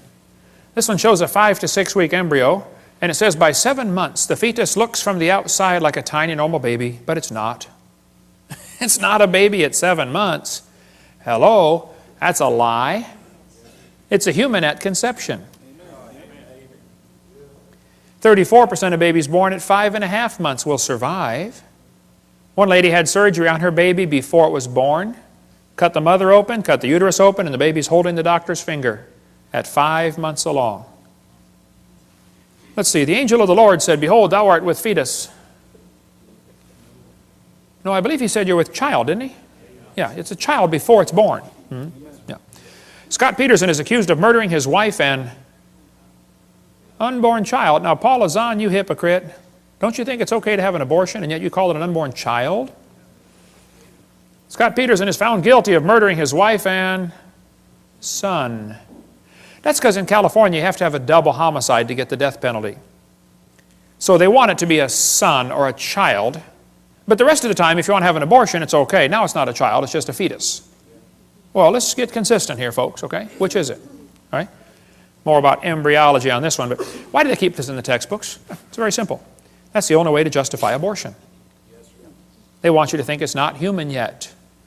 Somebody wants to reduce the population of this planet. And abortion has already done 20% of the entire world's population has been killed by abortion. 1 billion people. Let's see, Hitler killed 6 million, Stalin about 100 million, abortions 1,000 million. That's going to work. We'll cover more on that on video 5. Anna Rosa had her arm chopped off in a botched abortion. She was born anyway. They thought they killed her. Everybody says, oh, that's terrible. What if they would have cut her head off instead? We never would have heard about Anna Rosa. Now, I live in Pensacola. You might have heard of my town. We've had 2 doctors that were doing abortions shot and killed. Several clinics have been blown up or burned down. I did not shoot any doctors, and I did not blow up any clinics, okay? And I don't think Jesus would do it that way. He grew up under Roman control. He didn't go around blowing up tanks and burning down bridges, okay? But when the first doctor got shot, I was preaching in Fort Lauderdale. The next day I flew home, and right in front of me on the airplane were 2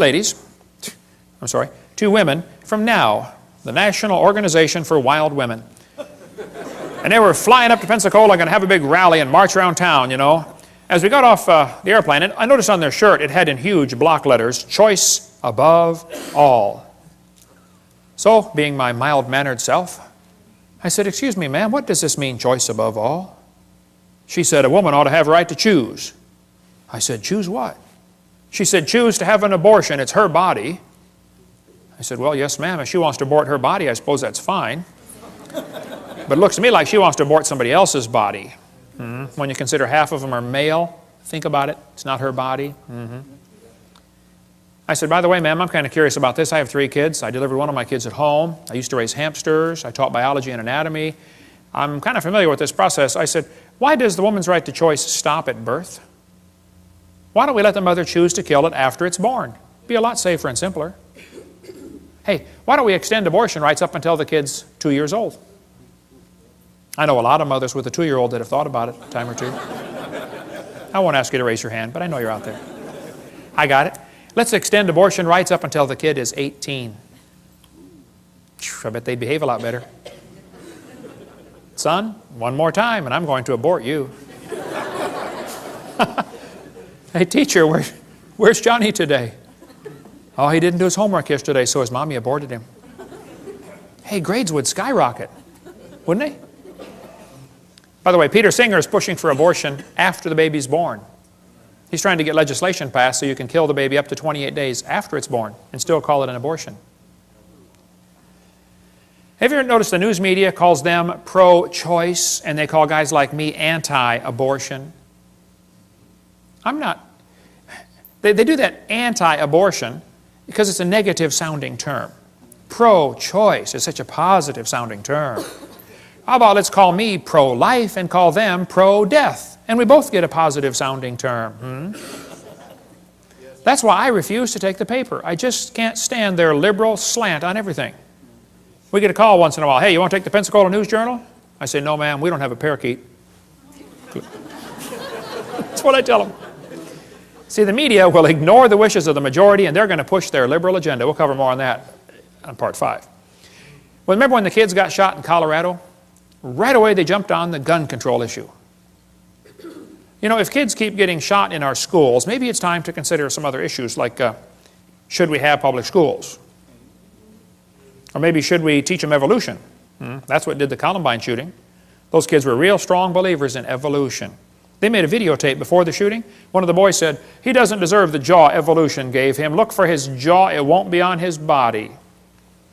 They were strong believers in evolution. They did the shooting on Hitler's birthday on purpose. They shot Isaiah Shoals just because he was black. Eric's t-shirt said natural selection. And then Rosie O'Donnell said, see, we need more gun control. Rosie, Rosie, Rosie. Blaming guns for Columbine is like blaming spoons for Rosie O'Donnell being fat. It's not the spoon's fault. It's not the gun's fault, okay? Maybe certain criminals ought to be publicly executed. Maybe that's time to think that one through one more time. Maybe all law-abiding citizens should be required to carry guns to protect themselves. Suppose every teacher in the public school was required to be armed. Just suppose. How far down the hallway would those kids have gotten? Somebody sent me this button, proudly unarmed. Would you wear this? What does this say to a criminal? Rob me. Isn't that exactly what it says? Of course. The Founding Fathers gave us the Second Amendment so we could keep and bear arms, and it wasn't so we could go duck hunting. The purpose of the Second Amendment was so we could defend ourselves if the government goes bad. Last-ditch defense against an evil government is an armed citizenry. You ever notice a lot of animals that eat grass have horns? Did you know you don't need horns to eat grass? The purpose of the horns is to explain to the lion, stay off my back. I just want to eat the grass, leave me alone. And I think everybody ought to be armed, not so we can hurt anybody, but just so we can explain to people, leave me alone. Don't take my stuff. Don't break into my house. Don't steal my car. Don't come hurt my family. Okay? Thank you. I probably waited too long. I didn't start my kids shooting until they were about 3. I probably should have started about 2, you know. Here's the logic they use to justify abortion. They're going to say, well, it's not human. Oh, brother. You're either dumb or you're lying. It's human at conception, okay? They're going to say, well, it's not viable. It can't live on its own. You're not viable yourself stark naked on the North Pole, you know. Can't live on its own. I know kids that are 25 that still come borrow money from Dad. Hey, Dad, can I borrow some money? You ought to be able to live on your own by now, son. They're going to say the child may be unwanted. There's kids that are already born that are unwanted. My parents moved 4 times when I was growing up, but I found them every time. By the way, there's probably 5 people in this room that have had an abortion. Now you listen carefully. God loves you. He can forgive you. It's not the unpardonable sin. God can use you in a powerful way. But don't you go through life justifying it. Don't say it was okay. No, it wasn't okay. It was murder. So confess it, forsake it, get right with God, and go serve God with your life, okay? Amen. Half the Bible is written by murderers, okay? You're in good company. They're going to say, well, the child may be unwanted. A lot of people are unwanted. Year after year, The number of people waiting to adopt is about equal to the number of abortions. The babies are not unwanted, okay? They're going to say, well, the child may be a financial burden. Show me a kid that's not. Anybody got a kid that's not a financial burden? They're going to say it may be from rape or incest. Well, then you kill the rapist, not the baby. Execute the rapist and adopt out the baby. It's not that complicated. Hey, did you know it's illegal to shoot deer at night with spotlights in just about every state? Is it illegal in Tennessee to shoot deer at night with spotlights? You got to give them a sporting chance, right? Let's give the baby a sporting chance. Pass a law in Tennessee that says if a lady goes to have an abortion, the nurse will have a jar of marbles, and we're going to have a lottery, okay? 1 marble for baby, 1 for mother, and 1 for father. And 1 for doctor. And 1 for governor. And let's put several in there for the past president. And let's really have a choice. Now, if he's not alive, why is he growing? If he's not a human being, what kind of being is he anyway, huh? She says, honk if you're pro-choice. It's easy for her to be pro-choice. She's already been born. I don't know if you ever thought about this, but did you know everybody that ever voted for abortion has already been born? Think that one through. They say, well, abortion's legal. Well, that doesn't make it right. In 1936, the German Supreme Court declared Jews in Germany are not persons. That opened the way to allow Hitler to kill the Jews. 6 million, at least, Jews were killed. I read lots of books about Hitler. I've been to Germany a couple times. Hitler said, I have the right to exterminate an inferior race that breed like the vermin. Hitler thought the Jews were an inferior species. He said the Germans are the superior race that deserve to rule the world. Hitler was killing the Jews to make more living space for the Germans. He sought to make the practice of Germany conform to the theory of evolution. Hitler said, if you want these criminals, I'll send them to you on luxury ships. You know, in 1938, the Jews could have been saved, but America refused to take them. Every country but Sweden refused to take the Jews. Hitler's book and his mind was captivated by evolutionary thinking, probably since he was a boy. Evolutionary ideas lie at the basis of all that is worst in Mein Kampf. Hitler thought it was the duty of the strong to trample the weak. In his book, Hitler said, nature does not desire the mating of weaker with stronger individuals, even less does she desire the blending of a higher with a lower race. Who's a higher race, Adolf? He kept talking about the mingling of Aryan blood all through his book. He talked about Aryan races, lower peoples. Well, I found Hitler's hit list. Hitler thought the blonde-haired, blue-eyed Norwegians were close to pure Aryan. Did you get all that? The blonde-haired, blue-eyed Norwegian. Hvordan står det til I dag? Ja, sure you betcha. Ufta, hey there, fella. He thought the Germans were mostly Aryan. The Mediterraneans are slightly Aryan. The Slavics are half Aryan, half ape. Orientals are slightly ape. Black Africans are mostly ape. And Jews are close to pure ape. Hitler killed the Jews to speed up the evolution process. Let's eliminate the inferiors. Anybody know where the Olympics were held in 1936? Berlin. Anybody know who won the most gold medals? Jesse Owens, the black American athlete. Hitler was so angry, he said, it's not fair to make my men race against this animal. Hitler said, I regard Christianity as the most fatal, seductive lie that ever existed. Well, that's because he thought biological evolution would weed out the religion and be a weapon against religion, because the Bible teaches all nations are of one blood. And if you think you are superior to somebody because of the color of your skin, number one, you're wrong. Number two, you're stupid. Okay, number three, you're not right with God. Okay, we cover more on the races, and there's no such thing as races. It's just skin colors on video number 7. I stood in the courtroom in Nuremberg where they held the trial years ago. Those guys on trial said, we did nothing illegal. We were just obeying orders. Yeah, and they were found guilty. Anyway, weren't they? Because see, there's a higher law than Germany's law. It's called God's law. Now, the Supreme Court in America in 1973 said the word person does not include the unborn. That's the decision that opened the way now for 45 million babies to be killed in America. 1,000 million, that's a billion worldwide. On September 11th, 2001, 3,000 Americans were killed by terrorists. We spent billions of dollars trying to hunt them down and kill them, right? You know what else happened September 11th, 2001? 4,500 Americans were killed by abortionists. 50% more, and nobody said a word. The next day it happened again.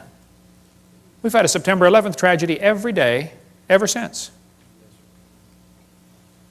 Have we gone nuts? Margaret Sanger started a group called Planned Parenthood to eliminate the inferior species. She wanted to wipe out the blacks, the Jews, and the Orientals. She thought they were human weeds. We could spend all day on Margaret Sanger, but they thought that, just like Hitler said the Jews are a parasite in the body of nations, Margaret Sanger said the unborn child is a parasite in the woman's body. No, it's a child, okay? It's a baby. We could spend all day on Margaret Sanger. We don't have to take time for that now, but this is a Planned Parenthood document from 1952.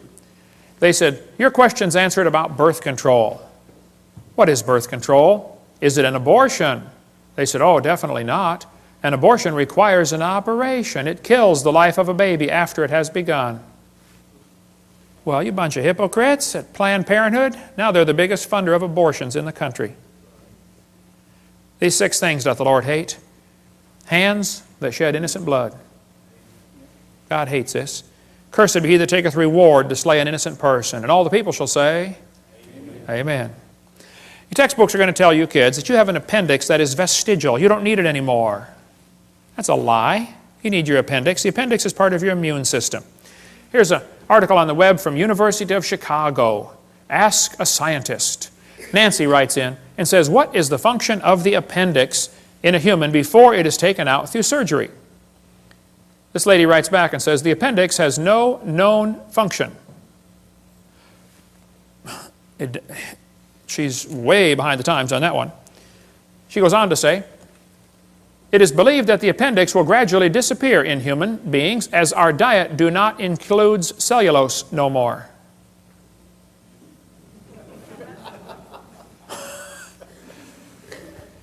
Our diet do not include cellulose no more.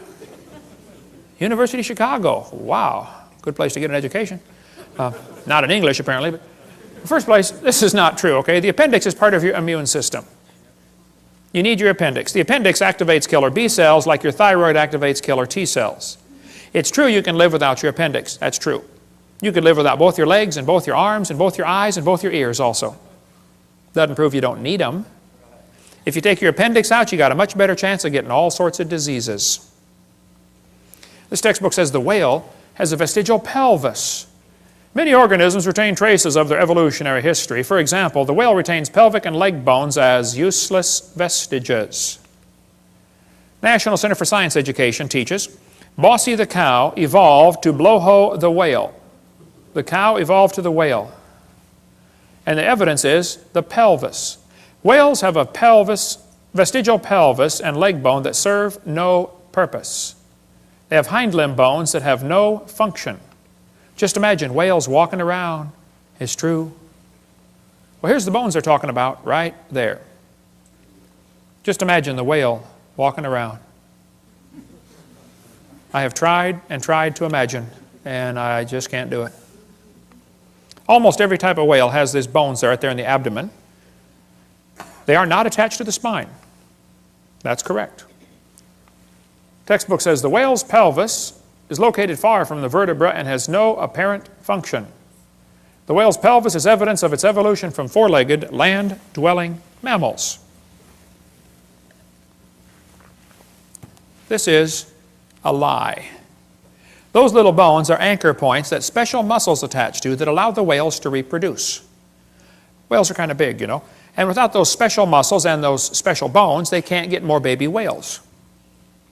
So either these guys are ignorant about their whale anatomy or they're lying to your kids trying to spread their theory.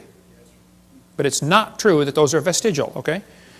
There are no vestigial organs, and if there were, think about it, that would be the opposite of evolution. That's losing, not gaining. How's that going to help? You lose everything until you have it all? We could spend 2 days on whale evolution. Every one of them, Ambulocetus and Pakicetus, have all been proven baloney. They can't be intermediate species, okay? The authors were certain the feet were enormous, even though nothing was found. Basilosaurus could not possibly have been ancestral to any of the modern whales. Pakicetus was made from one small piece of jaw, a small piece of skull, a small piece of jaw, and a few teeth. You find a little bit of jaw, a little bit of skull, a couple of teeth, and you know that it's half whale, half something on land? That's kind of a stretch, don't you think? We'll cover more on that later, but there's all kinds of stuff on our website about this. I've got in my museum a 15.5-foot python snake skin. If you look at the south end of that snake skin, it's got a couple claws attached to a little 2-inch bone going up inside the snake's body. We've got it in our museum, okay? Textbook says, see, boys and girls, this is a vestigial structure. The boa and the python have these little tiny claws. Do whales or snakes have back legs? You can see that they don't. Yet, both animals have vestigial hip bones and leg bones where legs may once have existed. This is a lie. This textbook says they have reduced hind legs, rudimentary hind legs of a python snake. You've got to be kidding. Those little claws are used in mating, okay? The snake doesn't have any arms, and you can't talk and say, scoot over, honey, okay? This has nothing whatsoever to do with walking on land. It has to do with getting baby snakes. So once again, somebody's real dumb about their snake anatomy, or they're lying to your kids trying to spread their theory. This textbook shows the coccyx, the human tailbone, and at Discover magazine, and it says, that's all that's left of the tail that most mammals still use. Humans have a tailbone that is of no apparent use. I was in a debate in Huntsville, Alabama, against the president of the North Alabama Atheist Association. He got up in front of God and everybody and said, folks, I've got proof for evolution. Humans have a tailbone they no longer need. I said, Mr. Patterson, I taught biology and anatomy. I happen to know there are 9 little muscles that attach to the tailbone, without which you cannot perform some valuable functions. I won't tell you what they all are, but trust me, you need those muscles. I said, now, if you think the tailbone is vestigial, I, Kent Hovind, will pay to have yours removed. Bend over. Critical thinking, this book says, 2005 edition. At the end of your backbone is a coccyx, a few small bones that are fused together. Could the human coccyx be a vestigial structure? Or is it the start of a newly evolving structure? That's thinking critically. They give the kids 2 answers, 2 options, both of which are wrong. There's a third option, you know. Maybe it's fine just like it is. Notice they don't give that as an option, do they? Maybe it was designed to support your colon and support your lower back for posture when you sit, and 5 or 6 other things you can read your Gray's Anatomy about. Okay? They say, aren't babies born with tails once in a while? No. Well, that baby's got a tail right there. No, he doesn't. It's not a tail. That's just fatty tissue. There's no bone, no muscle, no cartilage. It's not even lined up with the spine. It has to do with the way the baby develops inside the mother. There's fat around the nervous system to protect it until the bone grows around it. Generally, the fat is resorbed into the system as the baby grows and develops bone. But on extremely rare occasions, the fat is excluded outside the body like a big wart. So what you do, you cut it off, sew it up, put a diaper on the kid, and send him home. It's just nothing like it's just like a wart. That's all it is. Cut it off. It's not a tail. This one says the coccyx is a small bone at the end of the human vertebral column. It has no present function, and is thought to be the remainder of bones that once occupied the long tail of a tree-living ancestor. They told me when I was a kid, man used to have a tail, but he lost it because he didn't need it. I thought, didn't need it. Have you ever thought how handy a tail would be? Have you ever come to the door with 2 sacks of groceries? Man, wouldn't that be nice to be able to grab that door and walk right in there? You could drive down the highway and hold that can of Coke and tune the radio knob all at the same time. Lost it because we didn't need it. That's a lie. Everything used as evidence for evolution has been proven wrong. If real evidence exists, I'd like to see it. We'll pay $250,000 for real proof for evolution. But don't lie to me. I think you ought to demand that your school board cut out pages with lies on them. Don't put up with that stuff. I was speaking at University of West Florida, and this one biology teacher said, Hovind, I don't think we should deface textbooks. I said, what do you mean? He said, well, tonight you said we should cut out the pages with this stuff on it. We shouldn't deface a textbook. I said, well, sir, suppose you were teaching math and you found a book that said 2 + 2 is 5. What would you tell your students to do? He said, I would tell them to mark out the wrong answer and write in the right answer. You would deface a textbook? I said, now, sir, you teach biology, don't you? He said, yes, I do. I said, well, suppose you found one of your textbooks that taught the embryo has gill slits or the snake has a vestigial pelvis or, you know, all this stuff I covered tonight. Are you going to tell your kids to tear that page out? He said, oh, no, no. I said, would you tell them to mark it out and then write something in the column that it's not correct? He said, no, no, no. I said, would you at least put a warning sticker in the front cover that said, hey, kids, the information on page 85 is wrong. Would you at least warn them? He said, oh, no, no. I said, you would correct a math book, but you won't correct a biology book. I said, you, sir, are a hypocrite. And the folks in this county need to help you get a different job picking peaches or changing tires. But you got no business taking our tax dollars to lie to these kids coming through your class. We're paying for this school. Why don't you be respectful and resign or quit lying to the kids? He said, Hovind, you don't have much tact. Oh, I made full contact with that guy, that's for sure. Okay. Evolution is unproved and unprovable. We believe it because the only alternative is special creation. They just don't want to believe this. They don't want to believe in creation. And they're willing to believe a lie rather than believe the truth, just so they can support their wicked lifestyle. Psalm 94 says, he that formed the eye, shall he not see? God formed the eye. Eyeballs are incredibly complicated. Charles Darwin said, to suppose that the eye could have been formed by natural selection seems, I freely confess, absurd. But then he goes on for 3 or 4 pages and says how he thinks it happened anyway. Your eyeball's amazing. You know, at the back of your eye, there are 137 million light-sensitive cells in 1 square inch, called your retina. All of them wired straight to the brain. How would you like to hook up 137 million electrical connections in 1 square inch? My Heavenly Father did. He's pretty smart, isn't he? Now, I debated one atheist one time, and he said, Hovind, the eye is an example for evolution because it's poorly designed. I said, what on earth are you talking about? He said, well, the light comes into your eye, and then it goes through blood vessels in front of the retina. He said, that's wired backwards. He said, the octopus has a much better eye because their blood vessels are behind the retina. I said, sir, let me just explain something to you, okay? I said, we live in the air. Now, air is a pretty poor insulator for UV light. So your body is designed with the blood vessels in front of the retina. That's your body's last defense against ultraviolet light. Now, octopus live in the water, okay? Water blocks UV light, so they don't need their blood vessels in front. See, we're designed for living in air, and they're designed for living in water. Now, if you want to swap eyes with an octopus, you just go ahead, sir, but you're going to be blind in a few days, okay? Because they don't have the blood vessels in front to block the UV light. What a dumb evidence for evolution. What they're trying to say is, well, God wouldn't do it this way, so it must have evolved. Well, that's a silly argument for evolution. Maybe you just don't understand why it was designed that way. I think man's understanding of the human body is about like putting a 5-year-old kid under the hood of your car and saying, hey, kid, take out whatever this thing doesn't need.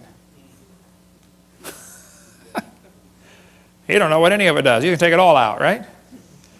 You know, your eyeball's amazing. It would take a minimum of 100 years of Cray computer time to simulate what takes place in your eye many times every second. Eyeballs are amazing.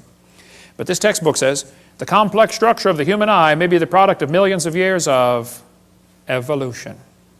Why doesn't God get the glory for what He did? This textbook shows the kids a bird eye and a reptile eye, and it says right up here, boys and girls, you can better understand how the eye might have evolved if you picture a series of changes. You have to imagine how it happened. Just imagine the eye changing. That's not science, imagining how it happened. Where's the evidence? See, evolution only takes place in the imagination. Never takes place in reality. They're lying to you, okay? He that formed the eye, shall he not see? Science deals with things we can observe and study and test. You don't observe anything about evolution. If you have something that's designed like an eyeball, it demands a designer. If painting is proof there was a painter, even if you never see the guy. A building is proof there was a builder, and a watch is proof there was a watchmaker, and design, the creation, is proof there was a creator. See, design simply demands a designer, period. The invisible things of Him from the creation of the world are clearly seen. They are without excuse, the Bible says. There's no excuse. The psalmist said, when I consider the heavens.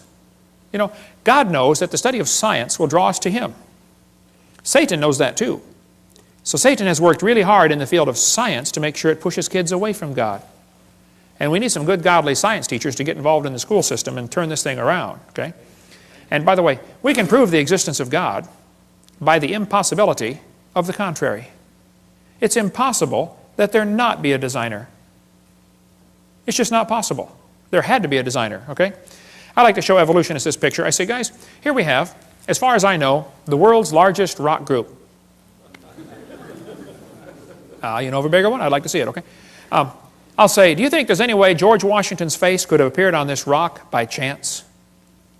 I say, no, it was designed by a guy named Borglum. Took him a long time to build it. Okay, very good. Now let me ask you a question. You say there's no way this face could appear on the rock by chance. You don't think wind could have done that? Abrasion, exfoliation, thermal expansion of the rock? Nothing? Nope, happened by design. Okay, now let me ask you this question. Do you think George Washington himself, with 50 trillion cells in his body and all these complex systems, happened by chance? I say, yeah. Now wait. You don't think his face could appear on a rock by chance, but you do think his whole complex anatomy could happen by chance. Are you dumb in any other area, or is that the only one, you know? Then they tell kids that plants are adapted to their environment. Adapted? Yes, boys and girls, gills are an adaptation to living in water. Oh, well, how did they live before they adapted the gills? Well, you see, Mr. Hovind, for millions of years, they all died. None of them lived until they adapted the gills. Oh, I see. Why don't they say it's a design feature? See, they avoid using the word designed because then some kid's going to say, who's the designer? Adaptations for living on land. Legs.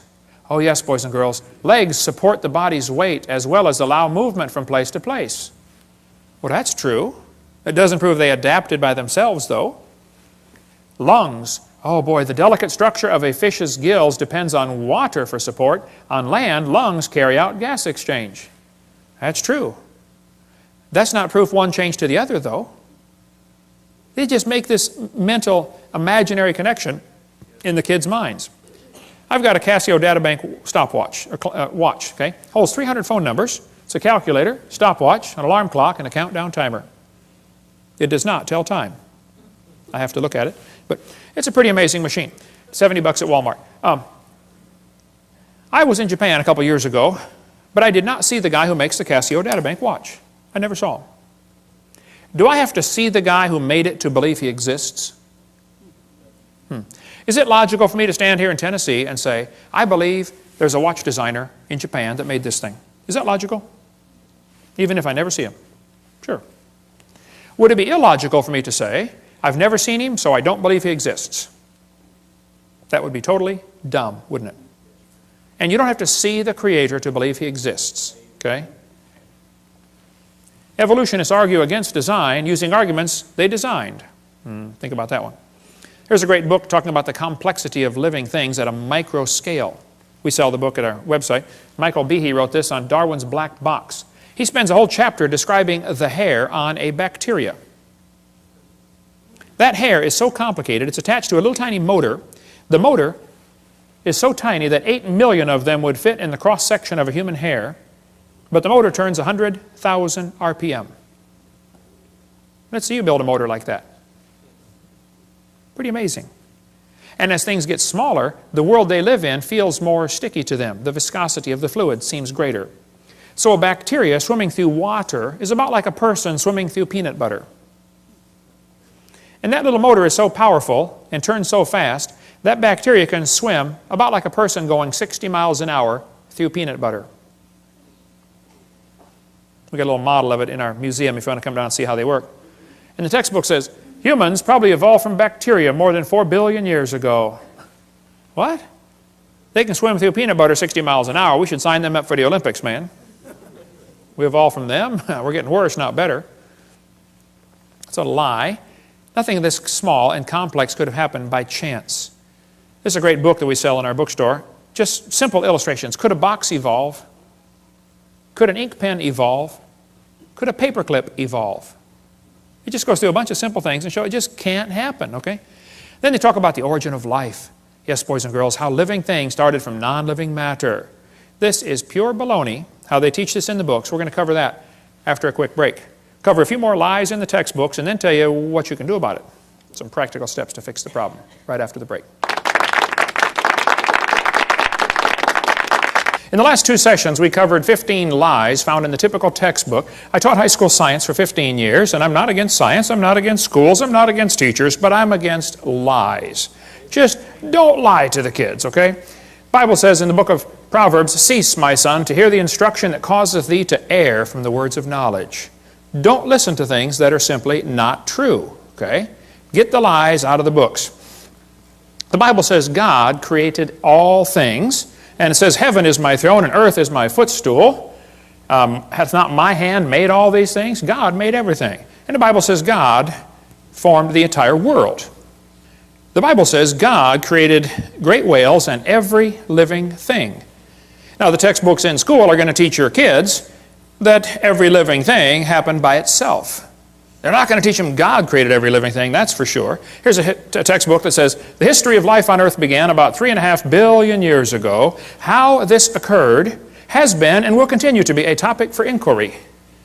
Let me give you the Hovind translation of what they just said. What they just said is, it's okay to inquire how it evolved. It is not okay to inquire if it evolved. Hey kids, you're allowed to research, how did evolution happen? And if some kid says, well, maybe it didn't happen at all. Oh, shut up, kid, you're out of my class, okay? The only way you can research is, how did it happen? You cannot even ask the question, did it happen? That's not education. That's indoctrination. Okay? I'm sick and tired of paying for that stuff. Now, nobody knows how a mixture of lifeless chemicals spontaneously organize themselves into the first living cell.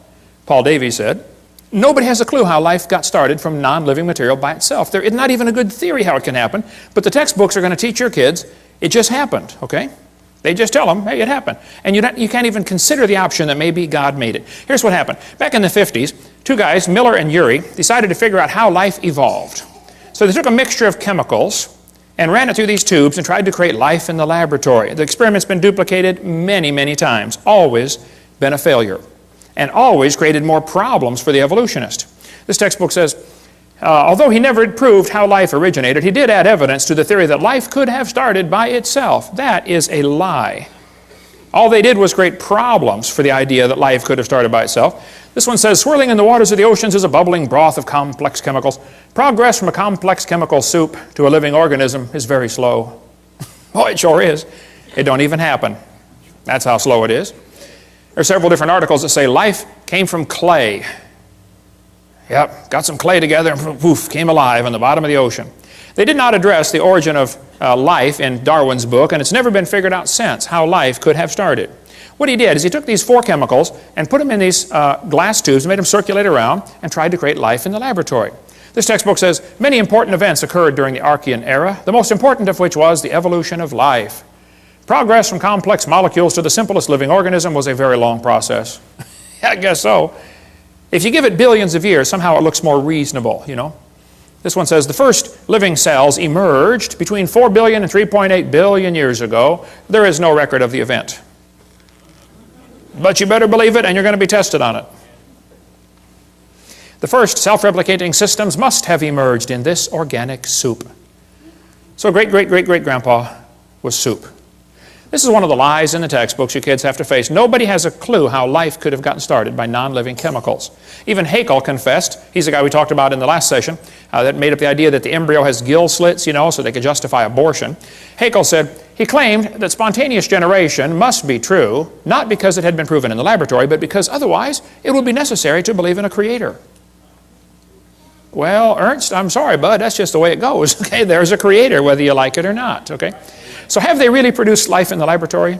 Oh, they haven't even come close. Here's what they did. They took 4 gases. They took methane, ammonia, water vapor, and hydrogen, ran them through these tubes, ran it through a spark chamber supposed to simulate lightning. And say, we're going to put them together and make life in the laboratory. At the bottom of the flask, they got this red goo, and they kept draining the goo off, because if it went through the spark again, it would destroy it. So they had to make the goo and then save it from the next spark, okay? They said in the textbook here it was rich in amino acids, this red goo was. Well, that's simply a lie, okay? They didn't come close to making life. The problem is they had a reducing atmosphere. In other words, he excluded oxygen. You can look at his 4 gases. There's no oxygen there. He knew if he had oxygen in there, it would oxidize whatever chemicals tried to combine. You know, you cut a banana open and lay it on the table, it turns brown, it oxidizes. You don't paint your car, and it oxidizes, it rusts. Well, living cells will oxidize quickly in the presence of oxygen. So he didn't put any oxygen in there. That creates a serious problem, because if you have oxygen, you cannot get life to come from non-living chemicals. The problem is ozone is made from oxygen, and ozone blocks UV light, and UV light destroys ammonia, and ammonia is one of the 4 gases he's got. So you cannot get life to evolve with oxygen, and you cannot get life to evolve without oxygen. Because if you don't have oxygen, you don't have ozone, and now your ammonia gets destroyed. It's just not going to work either way. And the earth has always had oxygen, even more than today. This guy said, what evidence is there for a primitive methane ammonia atmosphere on earth? The answer is there is no evidence for it, but much against it. We find in general no evidence in the sedimentary distribution of carbon, sulfur, uranium, etc., that an oxygen-free atmosphere ever existed on the earth. If somebody tells you the early earth had a reducing atmosphere, you tell them Kent Hovind said they're confused or they're deliberately lying, because it's not true. The earth has always had oxygen. This article said, it's suggested from the earliest dated rocks at 3.7 billion years ago, earth had an oxygenic atmosphere. They've always known the earth had oxygen, even more than we have today. We covered that on seminar part 2, how the early earth probably had even more oxygen, made them live longer. This textbook says, there was no oxygen on the earth, which is a lie, and then it says the rocks absorbed it. Hello? How can they absorb it if it wasn't there? Well, think about it. Second problem they had with the Miller experiment, they filtered out the product. That is not realistic for nature, okay? They saved the goo from getting sparked the second time because it would have destroyed it. What he actually made in this experiment was 85% tar, 13% carboxylic acid. Now, both of those are poisonous to life. If you make a mixture that's 98% poisonous to the other 2%, I don't think it's logical to say you've succeeded in creating anything that's going to help make life, okay? The problems are he made mostly only 2 amino acids. There are 20 different ones required to make life. 20 different amino acids. Now, these amino acids are kind of like letters of the alphabet, okay? You have to have 26 letters in the English alphabet to make all the words that we have. Well, you have to have 20 different amino acids to make all the proteins that your body has. With those 20 different amino acids, your body can build a bazillion different kinds of proteins. Kind of like you can make a lot of different words with the same 26 letters, okay? What he actually made was a couple of letters, like 2 of the letters of the alphabet, by combining these gases. This creates a real problem since half of them were left-handed and half of them were right-handed. What he actually made was amino acids, only 2 of them, and half of them were backwards.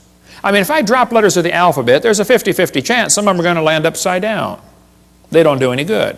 You have to have them all facing the right way. The smallest proteins we know of have about 70 to 100 amino acids, all of them facing the right way. This greatly compounds the problem, okay? DNA and RNA are all right-handed, all other proteins are left-handed. It's a very puzzling fact. All proteins that have been investigated from animals, plants, and higher organisms, and from simple organisms, bacteria, molds, even viruses, are made of left-handed amino acids. They're all that way. So he's really got a problem since half of his letters were backwards. And there are hundreds of amino acids required to combine in just the right way to make a protein, and they unbond in water faster than they bond. And they claim this all happened in the oceans. Well, the oceans are completely full of water, all the way to the bottom. And Brownian motion is going to drive them apart. It's not going to put them together. One of the lies in the textbooks is that they made life in the laboratory. They have all they've done, every experiment has made the problem worse for the evolutionist, okay? These spontaneous generations do not occur spontaneously in water. Life is not going to get started in this way. There's a whole lot more in the book, Icons of Evolution, if you want a lot more on the subject to go down deep. But they got this weird idea in their head that all they have to do is get all the right chemicals together and then add energy and it'll make life. Okay, well, let's do an experiment. Let's put a frog in a blender and turn it on. In a matter of moments, you will have frog nog. And you will have all of the chemicals required to make a frog in one blender, right? Then we're going to add energy. You can turn it on puree for 30 minutes. You can nuke it, microwave it, zap it with jumper cables. I don't care what you do. Drop a hand grenade in there. Add all the energy you want, okay? How long will it take to reassemble the frog? It'll never happen. See, just getting the chemicals together isn't the problem. You go to the mortuary, you got a dead body laying there, you got all the chemicals required for life right there in one spot. Bring it back to life. Life is something different. I don't think science has ever defined that clearly, but they talk about how we all came from this early life form. Once this first life form got started, this single cell, then it evolved into everything else. Like this textbook shows the kids that a bacteria slowly evolved to a human. These trees of life are absolute propaganda. There is no evidence for any of these, okay? Even Mary Leakey said, those trees of life with the branches of our ancestors, that's a lot of nonsense, okay? Stephen Gould said the evolutionary trees that adorn our textbooks are not the evidence of fossils, that's for sure. There is no evidence that any animal is related to any other kind of animal. But this textbook says, all the many forms of life on earth today are descended from a common ancestor found in a population of primitive unicellular organisms. There's no such thing as a primitive unicellular organism. If it's alive, it's complicated. We'll cover more on that in a minute. And then it says, no traces of those events remain. What they do is they tell the kids, okay kids, the mammals, the birds, and the crocodiles have a common ancestor. They draw these trees in the books, and they look so pretty, and the kid goes, wow, they've got proof. I saw it in my book. No, they've got a picture in your book, okay? Everything inside that circle is pure religious speculation. They think it happened, they hope it happened, but there is zero evidence for anything inside that circle. It's one of the lies you're going to have to face in your textbook. The Bible says if you offend one of these little ones, you'd be better off with a millstone about your neck. Go swimming. These folks teaching evolution are in serious trouble when they stand before God. Then they tell them we come from a simple, primitive, unicellular organism. Look, just because it's smaller doesn't mean it's simpler. A paramecium is more complicated than a space shuttle, and you can put thousands of those into one drop of water. Smaller is not simpler. That's one of the lies in the textbooks. I'll show you. Here's a microchip inside a paperclip. Pretty small. Not simple. This microchip is being held in the mouth of an ant, and that little microchip can process every letter of the Bible 200 times per second. Smaller is not simpler. I'll show you. Let's compare the brain of a honeybee to NASA's Cray computer. At one time, the world's fastest computer, I think they got a faster one now. The brain of a honeybee is pretty small. The Cray computer is huge. We would all agree there's a size difference, right? Okay. Now, the Cray computer could do 6 billion calculations per second. It was estimated that the honeybee's brain is doing about 1 trillion calculations per second, 1,000 billion. So that little honeybee brain is about 133 times faster than a Cray computer. The Cray uses many megawatts. It's power hungry. The honeybee uses 10 microwatts. Did you know honeybees not only make honey, they fly on honey. That's their energy source. And a honeybee can fly 1,000,000 miles on 1 gallon of honey. How would you like a machine that gets 1,000,000 miles per gallon? Especially at today's price of gas, right? Fill up once and you're done for the rest of your life. The Cray cost $48 million. The honeybee's brain is pretty cheap. You splat them on your windshield all the time, right? Many people scramble when the Cray breaks down. Nobody heals the honeybee. A self-healing computer. Steve, you work on computers. How'd you like one of them? Something crashes, reconfigures itself, fixes it all up, no problem. Cray weighed 2,300 pounds. Honeybee's brain doesn't weigh too much. So what should we conclude? Let's see, the supercomputer is huge, it is slow, it is very inefficient, it is power hungry, and it had to be designed. We all know that, right? But yet they turn around and look at the honeybee and say, well, that happened by chance. And the brain of a human is a whole lot more complex than a honeybee. For heaven's sake. Your brain can hold more information than the entire British Library. The human brain is phenomenal, okay? You have more computational power in bits per second than the entire national telephone system. One brain surgeon estimated that there are more connections in just one person's brain, there are more connections than the entire electrical system of the United States. How many wires have been connected together in the United States, would you guess, inside every computer and inside every machine and inside every building? Like zillions of them. One brain has more than that. One professor told me that he believed in evolution, and I said, well, sir, do you believe your brain is nothing but 3 pounds of chemicals that got together by chance? He said, yeah. I said, then how can you trust your thoughts and the conclusions you come to? Maybe you got a chemical in there backwards. He did, by the way, several actually. But then they tell the kids, well, DNA is pretty tiny, but that proves evolution. That's what this textbook says. We have evidence of evolution from molecular biology. Darwin speculated all forms of life are related. This speculation has been verified. They are lying to your kids. Nothing about DNA has helped with the evolution theory at all. DNA, which stands for deoxyribonucleic acid, is the most complex molecule in the universe. Unbelievably complicated molecule. That little DNA molecule, average person has 50 trillion cells in their body with 46 of those little molecules in each cell.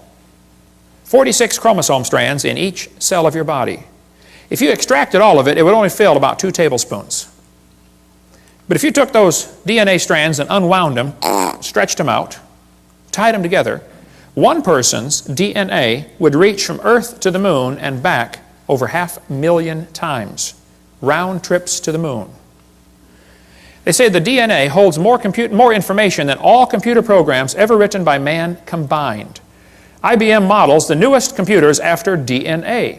The quantity of information is so vast, we have to invent new numbers to measure it. Not terabytes, petabytes, or exabytes, yottabytes, and zettabytes. All the words uttered by everyone who ever lived would amount to 5 exabytes. And your DNA and your chromosome holds more information than that. It is so unbelievably complex. If you typed out the code found in your DNA, when you got done typing, you'd have enough books to fill Grand Canyon 78 times. That's the instructions to make you. I'd say you're pretty special.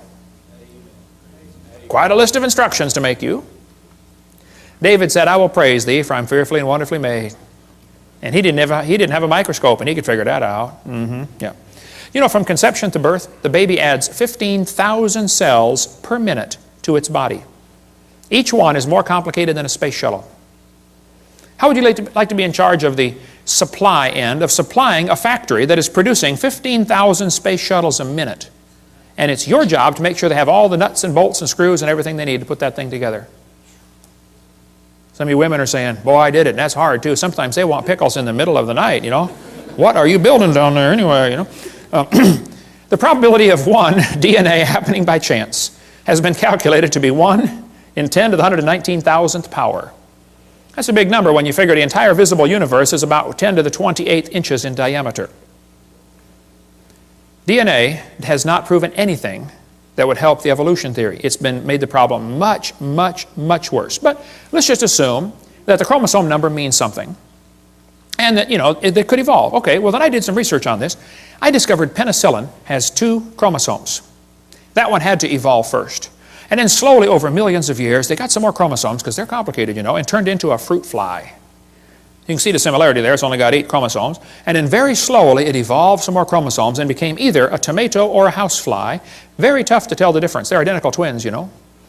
And then very slowly over millions of years, it evolved into either a pea or a bee. You can see the similarity there, you know, pea, bee, very similar. And slowly became lettuce and then a carrot. And finally, when we got to 22 chromosomes, triplets. The possum, the redwood tree, and the kidney bean all have 22 chromosomes. Average scientists cannot tell them apart. Let's see, which one is which here? Okay, let's see, tree, possum, bean, and we have 46, folks. And if we can just get 2 more, the next step of human evolution, we're going to become a tobacco plant. I know some already smell like it. Sometimes I'll get on the elevator and I'll say, man, you're evolving, you're way ahead of me. And it probably won't happen in my lifetime, but we might get enough chromosomes someday to be either a dog or a chicken. They're twins too, you know. And then way down the road, you know, we're going to become a carp. They got double the chromosomes we do. And someday, star date 34, 95, 72, we're going to become a fern. I was at a church one time and this lady walked up to me afterwards and she said, Mr. Hovind, I'm fern. I shook hands with that hand right there. I'll never wash it again. Hey, how come the evolutionists are always comparing things that fit their theory? Why don't they show us the things that don't fit their theory? Like, let's just say we're going to examine how things evolved based upon how long they lived. Well, we could arrange animals by how long they live, and we'll find out the hamster evolved first, slowly turned into a cat, and then a canary, and then a dog, and then a chimpanzee, and an alligator, elephant, horse, turtle, and human. We made it, folks. We made it. Let's arrange the animals based on how long they're pregnant, their gestation period. Well, in that case, the possum, only 13 days. How'd you like that, ladies? Only be pregnant for 13 days. Not bad, huh? Yeah, I'd have a bunch of kids in. Slowly evolved into a hamster, then a rat, then a rabbit, kangaroo, on down the list, and the elephant. 640 days. They are the winner. The most evolved creature on earth. Or maybe, you can see here the cat and the dog are identical twins, you know. Maybe we should arrange them based on how much they weigh in their adult form. Well, the shrew only weighs 4 grams. Slowly it became a mouse. And very slowly, over billions of years, became a whale. The whale's the most evolved now. Why don't they show us these charts, huh? And why is it that amphibians have 5 times more DNA than mammals, and some amoeba have 1,000 times more DNA? They don't tell us these things because it doesn't fit their theory. It's impossible to arrange in any sort of evolutionary series based on just one little bit of facts. You better find all the facts. You find out this evolution theory fails miserably. But they tell the kids, we're going to think critically. Boys and girls, there are 20 kinds of amino acids. That's a fact. Explain how this fact supports the idea that all life shares a common ancestor. How's a Christian kid supposed to answer that for homework for Monday? Don't you see a built-in assumption in this question? That's not learning to think critically. Would the kid be allowed, teacher, to explain how this fact that all life forms have 20 amino acids, would the kid be allowed to say, maybe that proves the intelligence of a common designer? Maybe God gave all the animals the same basic 20 amino acids so that we don't have to just eat each other, you know. I mean, if they're all totally different, wildly different kinds, then we could only eat other humans. But see, God made it this way so the brown cow can eat the green grass and give the white milk and make the yellow butter, and I eat it and get the blonde hair. Maybe that's why there's all the same basic building blocks. Yeah. One of the lies they face in the textbooks is this idea that all these similarities prove a common ancestor. Well, let's pretend that it does, okay? This textbook says humans and orangutans are 96% similar, proving a common ancestor 15 million years ago. I don't think so. Humans and chimps have thousands of differences. Thousands of differences. Overall, this guy says the genetic difference is only 1.6%. Oh, that's what they used to think, but that's a lie. Barney Maddox was the leading genome researcher on this project. He said the genetic difference between human and chimpanzee is at least 1.6%. That doesn't sound like much, but calculated out, that's a gap of 48 million nucleotides. And a change of only 3 nucleotides is fatal to an animal. He said it's not going to happen. That's when they thought the difference was 1.6%. It's still too big of a gap. Now then, later they found out, oh, actually it's a 95% similarity, which is 5% difference. And just recently they said, oh no, wow, look at this, it's 7.7% difference. The difference, the more we study about this, the worse the problem gets for the evolutionist. Actually, it's becoming worse by the day. This result is based on only 1 million DNA bases out of 3 billion. They've only analyzed 1/3000th of the human DNA code. A very small percent has actually been analyzed. French and American scientists have mapped chromosome 14, the longest sequence to date, and the site of more than 60 disease genes. The feat enlisted nearly 100 researchers and marks the 4th of the 24 human chromosomes mapped so far. If somebody tells you they have mapped the entire human genome, you tell them Kent Hovind said they're mistaken or they're lying. Okay, they've only mapped a small percentage. Okay, then it says The French National Sequencing Center said the chromosome is comprised of more than 87 million pairs of DNA, all of which have been sequenced, so the chromosome's map includes no gaps. This is the longest piece of contiguous DNA sequenced. 87 million pairs, a fraction of the total 3 billion pairs found in the human genome. They still don't know how much there's in there, and it's already 7.7% difference. This researcher said, human genome is littered with up to 20,000 pseudogenes. That proves evolution. I get this in debates all the time. They'll say, what about the pseudogenes? I said, there's no such thing. They say, well, yeah, there are thousands of pseudo, which means a false gene. It doesn't do anything. Oh, no. Those pseudogenes serve several purposes. Number one, they serve as decoys to draw poisons away from the real ones. Number two, they serve as backup mechanism. It's like your computer has an automatic backup. You know, if a piece of the memory gets destroyed, another one of those pseudogenes jumps right in, takes over. No, there's not. They took out some of the pseudogenes to see what would happen. They said, well, the mouse doesn't need these things. Let's take them out. And there's how they turned out. They were deformed terribly. No such thing as a pseudogene. The pseudogene may function as a decoy to lure away destructive enzymes. Discover Magazine of '03. We could spend all day on DNA sequencing, but you know, it could be. We have similar DNA to other animals because we have the same designer. You know, similar bridges would have similar blueprints, wouldn't they? Similar cars would have similar instructions on how to build them, how to make them. Man has a pretty good understanding of how cars work. My daddy started us boys off working on cars when we were, 7 years old. I've had 128 cars, I believe. I've rebuilt the motors, the transmissions, the wobulator shafts, the differentials, the high-speed Canooton valves, and the muffler bearings. I have a pretty good understanding of how cars work. But understanding the operation of a car does not explain the origin of the car. Big difference. See? Let's suppose your son turns 16. All of my kids did a few years ago. Your son comes up and says, hey, Dad, I got my license. Let me see that thing, son. Let me see your license. Come on. Wow, son, that's a lousy picture. It is a good likeness, though. He says, hey, Dad, can I drive the car? Well, son, your mom and I knew this day was coming. The car is a very complicated machine. Did you know there are 3,000 bolts required to hold a car together, and one nut can scatter it all over the highway? We don't think you're ready for the whole car, son. We're going to let you slowly evolve into the car. This year we're going to give you 10%. Next year maybe just a little more. Hey, what good is 10% of a car? That's what you put in a junkyard. How many things have to be right on a car to make it work? Like thousands of things?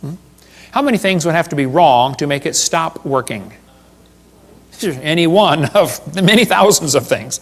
Like not having the keys, not having any gas in it, Take the distributor cap off and run a pencil around the inside and put it back on. Boy, they'll never find that one.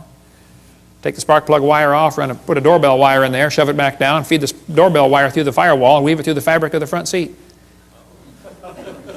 Do that when they're going on their honeymoon, get in the car. Wow, let's go, honey. Bam! Ooh. Whoa, what was that? Okay.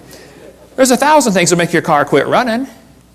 Probably 10,000 ways to stop a car from running. Shove a potato in the exhaust pipe, watch what happens. I don't want to give you any more ideas, okay? But there are thousands of differences between humans and chimpanzees. But if you think a percentage of similarity proves a relationship, let me show you the research I've been doing. I discovered clouds are 100% water. Watermelons are 97%. It's only 3% difference. That proves they're related. Jellyfish are 98%. Missing link. And so are snow cones. Yeah, there we go. We got the proof, okay?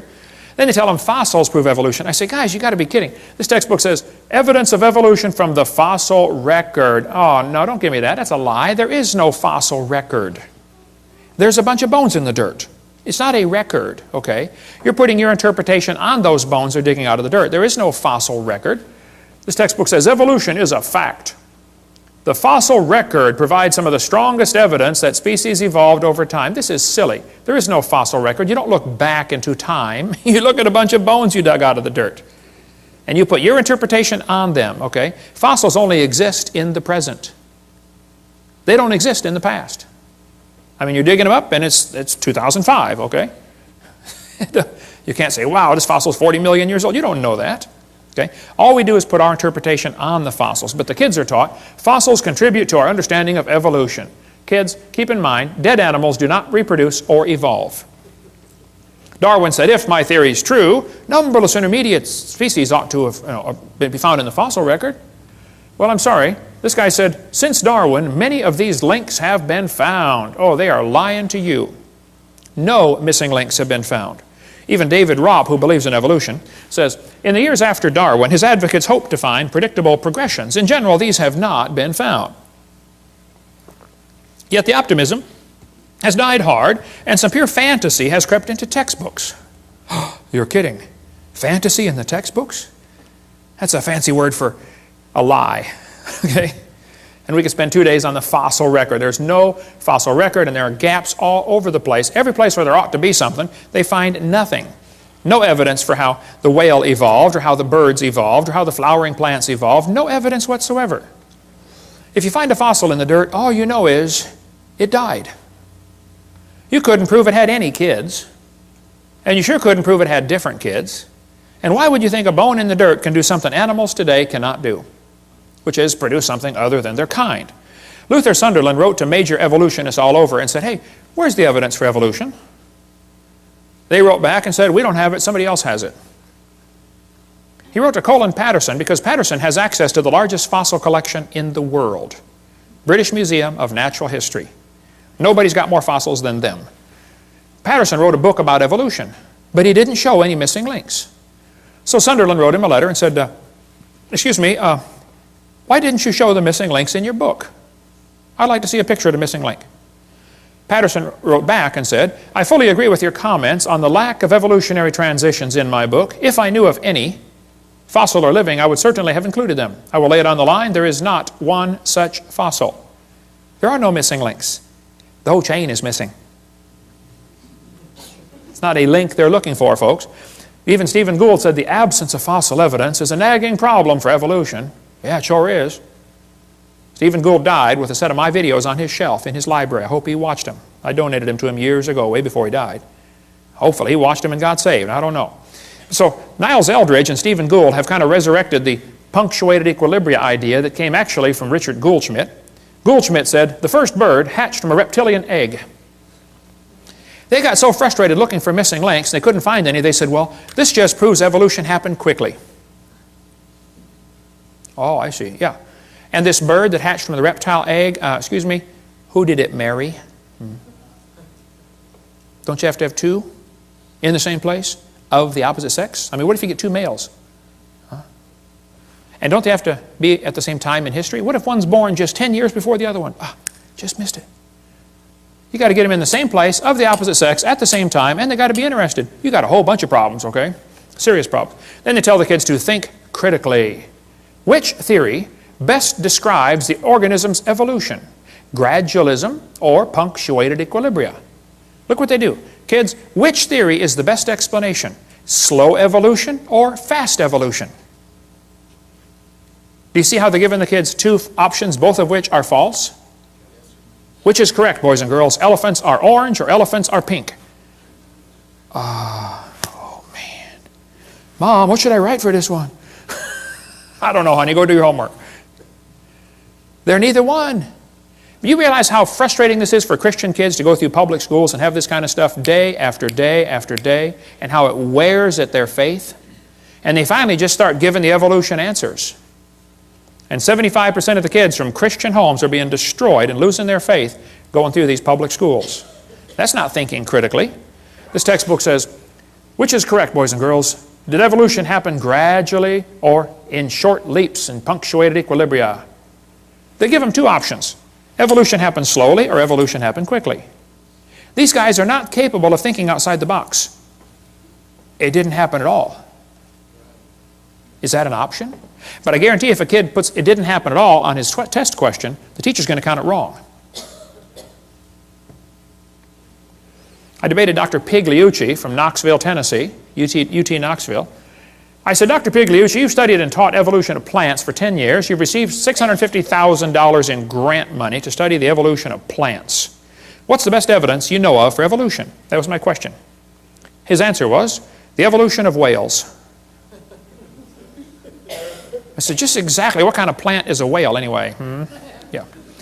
He said the hippo is evidence for evolution because it's in the process of adapting to an aquatic way of life. Hippo's proof for evolution because it likes to go in the water. Oh, wow, I like to go in the water too. What's that mean? Evolution's a shell game. Everybody thinks that somebody else has the evidence. The biologist says, oh, we don't have it. The geologist has it. The geologist says, oh, we don't have it. The anthropologist has it. It's a shell game with one major difference.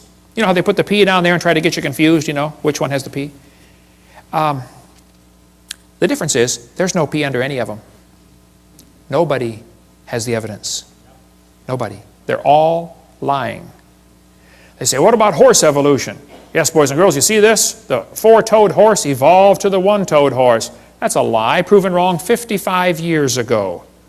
The hyrax is the so-called four-toed horse. They're still alive today in Africa and Turkey.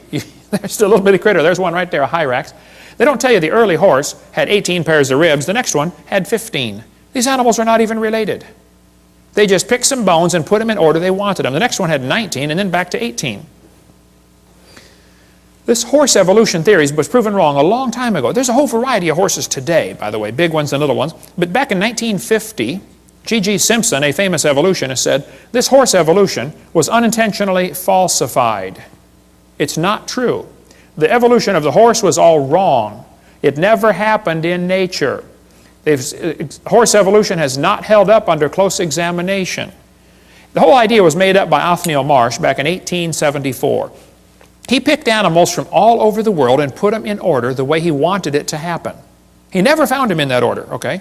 Modern horses are found in the same layers as the so-called ancient horse. The ancient horse is just an animal still alive today in Turkey and East Africa. The ribs, toes, and teeth are different. In South America, the fossils are in the reverse order.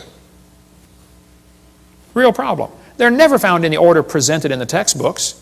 Tulsa Zoo finally took out their display because a friend of mine wrote him a letter and said, hey, why do you have the horse evolution on display? I've got the letters here somewhere. Did you get those out, Steve? They're in the suitcase? Okay. You can come read those later. He wrote him a letter and said, guys, your horse evolution thing was proven wrong like 50 years ago. You know, would you please remove the display? And they said, we don't have the funding to remove it. So he went to a sign shop and got a bid for a sign, $60 or something, that says, we'll take this, the sign would say, we will take down this display as soon as we receive the funding, because the display is not accurate. He went into the curator at the zoo and said, here's $60 for the sign. This guy will make the sign. When would you like it delivered? He said, what's this? Oh, you're going to take down, we're going to take down the display when we get the funding. Yeah, he said, you ought to at least warn the people, you know, the display's not right. Well, they didn't take it down. Finally, I forget, 2,000 people signed a petition saying, get this thing out of our zoo. It came on the evening news, 10 o'clock one night. Tulsa Zoo has a false display. Next morning, it was gone. They found the funding. 6 months later, they put it back up. Yale University still has their horse evolution on display, proven wrong 55 years ago. Get more on the horse evolution in the book Icons of Evolution. Just because you can arrange animals in order, that doesn't prove anything. Even if you find them buried in a certain order, that doesn't prove anything. If I get buried on top of a hamster, does that prove he's my grandpa? No. Order of burial means nothing. But if you think you can arrange things and that somehow proves something, okay. I've been doing a lot of research on the evolution of the fork. I've pieced together fragmentary evidence for a long time. I believe, after studying this very intently, that the knife evolved first. Slowly, over millions of years, great geological pressures squeezed it and made it concave on one side, convex on the other, and squeezed it into a spoon. And then slowly, erosion cut grooves into the end and turned it into a fork. I knew I was onto something here, but I felt like I had a missing link, particularly between the spoon and the fork. I just couldn't find it. Till one day I was flying to Connecticut on U.S. Air. I was 30,000 feet off the ground, and the stewardess walked down the aisle and just handed me the missing link. I don't think she knew what she had, but my trained scientific eye picked it up right away. I said, wow, this is it. I've got it. I stuck it in my pocket. Later that day, I went to Popeye's Chicken and found another one. There they are, folks, the missing links. So the evolution of silverware is nearly complete. Of course, we got a few mutants along the way, didn't quite survive for some reason, you know. And of course, People found out I was doing research on this. They all wanted to be famous, you know, so they tried to get in on the glory. They sent me their research. This one was an obvious fork head on a spoon handle. I mean, look, it didn't get by me. I caught it right away, you know. They don't get stuff. I don't fall for stuff like that. Even the races, of course, evolved along the ways. But look, if you want to arrange things, you can turn a cat to a cot to a dot to a dog by changing one letter at a time. You can play with this for a while, turn yourself into a fool when you're done. They say dinosaurs turned to birds. There are very few ideas as dumb as this one. The Bible says God made the birds on day 5. He made the reptiles on day 6. Evolution says reptiles came first and then the birds. You know, everything about evolution is backwards to the Bible. Everything. But this article says, dinosaurs alive as birds, scientist says. Oh, wow, scientist says. Well, that proves it right there. Just like it gives some kind of authority. Wow, scientist says. This is absurd. Everything about the bird evolution is baloney, okay? Archaeoraptor was listed in 1999 as the missing link. Yes, boys and girls, breaking news, National Geographic, we found the missing link. They had a whole big article about the missing link has been discovered. Then a couple months later, oops, it was proven wrong. You know, everything about these feathered dinosaurs has been proven baloney. But guess what? They're still teaching it. Here's a whole book. The Feathered Dinosaurs of China. Well, you just got this recently? Why would they still be teaching something that's been proven wrong for 5 years? All this feathered dinosaur stuff is baloney. It's all baloney. We cover more on that in one of the debates I did. I forget which one, but they say birds are descendants of dinosaurs. Well, kids, in case you don't know, there are a few differences between a dinosaur and a bird. Okay, you don't just put a few feathers on them and say, come on, man, give it a try. It won't hurt too bad. It's just not that easy. See, reptiles have 4 perfectly good legs. Birds have 2 legs and 2 wings. So if his front legs are going to change to wings, somewhere along the line they're going to be half leg and half wing. Which means on that particular day he can't run anymore and he still can't fly yet, so he's got a real problem. Serious problem. They say Archaeopteryx is proof for evolution. You got one here on the table, brother, Archaeopteryx. Whenever you buy a bag of dinosaurs, they almost always stick one of these in there. Archaeopteryx. Wow. And this somehow gets an impression to the kids. Wow, we got proof that dinosaurs turned to birds. Here's one here with feathers on it. They're lying. It's still in the textbooks. I mean, today, about Archaeopteryx, and it's been proven years ago, Archaeopteryx was just a bird, a perching bird. Alan Fiducia, who believes in evolution, says it's not a missing link. It had the right features for flight. All the features of the brain were for flight, okay? Archaeopteryx means ancient wing, and he had claws on his wings. Well, that's kind of unusual, okay. But 12 birds today have claws on their wings. The swan, the ibis, the hoatzin, several birds have claws. They say, well, he had teeth in his beak. Well, not many birds have teeth. Some do. There's a hummingbird has teeth in his beak. But most birds don't have teeth, I agree. Actually, some mammals have teeth, some don't. Some birds have teeth, some don't. Some fish have teeth, some don't. Some of you have teeth, some don't, okay? So, missing link. The Chinese dino bird was a forgery, and we don't have time to cover all that today, but we give lots more on that on the one of the debates I did. It's true feathers and scales are both made of keratin, same building block, that's true. But that's where the similarity stops, okay? Actually, birds and reptiles have different lung system, different reproductive system, different body covering, different brain, a different circulatory system. Thousands of differences exist between dinosaurs and birds. That could be a whole seminar by itself. It's interesting, there are 2 different kinds of dinosaurs, the bird hip and the lizard hip dinosaur. Their hips are very different. Ask an evolutionist, which type of dinosaur evolved into the bird? Was it the bird hip or the lizard hip? And they will probably kind of hang their head and quietly say, well, it was the lizard hip. Oh, so now the hip's got to turn around backwards too. In addition to the billions of other changes you got to make, there's no evidence of how dinosaurs evolved to birds. None. 0. So who's right? Well, Richard Dawkins said, it's absolutely safe to say if you meet someone who claims not to believe in evolution, that person is ignorant, stupid, or insane, or wicked. Sounds like he's open for a discussion. When I went to England, we tried everything to get to debate Richard Dawkins. He refused. He hung up on my secretary. His secretary hung up on me when I called back. Jesus said, you shall love the Lord your God with all your mind. There's no mental reason to reject Christianity. It's a logical deduction to say, hey, there must have been a designer. You see something complicated like this world, you say, hey, must have been a designer. Evolution's not a fact. It's not even a good theory. It's not even a hypothesis. It's a metaphysical research program. Julian Huxley said, I suppose the reason we leapt at origin of species was the idea of God interfered with our sexual mores. We don't want God telling us what to do.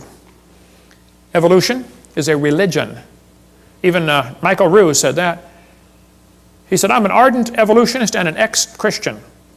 But I must admit that is one complaint, Mr. Gish is but one of many to make it. The literalists are absolutely right. Evolution is a religion. This was true of evolution in the beginning, and it's true of evolution still today. We believe in evolution because the only alternative is creation. And that's right. That is the only alternative. One Russian atheist astronomer came over here to America, and he was speaking at the university, and he said, folks, either there is a God or there isn't. I thought, wow, now that's a brilliant conclusion to come to. But then he said, both possibilities are frightening. I thought, wow, now that is a brilliant statement. See, if there is a God, we better find out who He is and find out what He wants and do what He says. If there is no God, we're in trouble. We're hurtling through space at 66,000 miles an hour and nobody's in charge. That's a scary thought. Even one famous scientist said, this evolution, transformationism, is a fairy tale for adults. The theory has helped nothing in the progress of science. It is useless. Even if evolution theory is true, it's useless. It's of no value to science whatsoever. Evolution is a kind of dogma which its own priests no longer believe, but which they uphold for the people. Even most scientists don't believe in this, but they're afraid of losing their job or their research grant money, or they're afraid of peer pressure. No different than a fifth grader afraid what the other fifth graders think of them. We got college professors out there teaching these lies that I've covered just because they have to, because that's their job. Muggeridge said, I'm convinced the theory of evolution will be one of the great jokes in the history books of the future. Satan is a liar. And everything about this theory is based on lies. Even Thomason said, these evolution, people who go about teaching evolution are great con men. The story they are telling may be the greatest hoax ever. We do not have one iota of fact to support this evolution theory.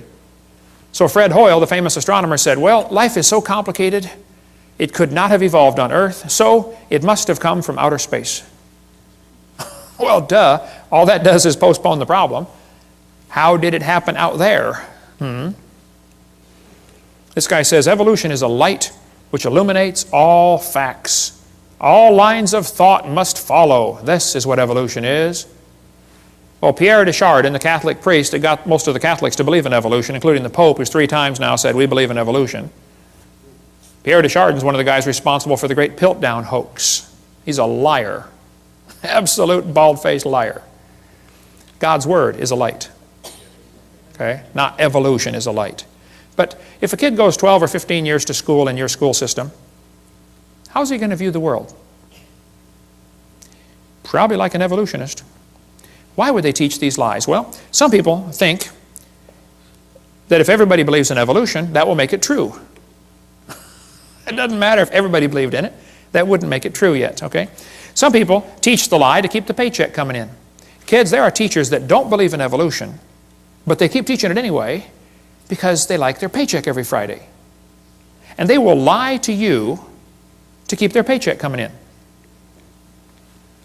Some understand the bigger picture, how evolution is the foundation for the New World Order.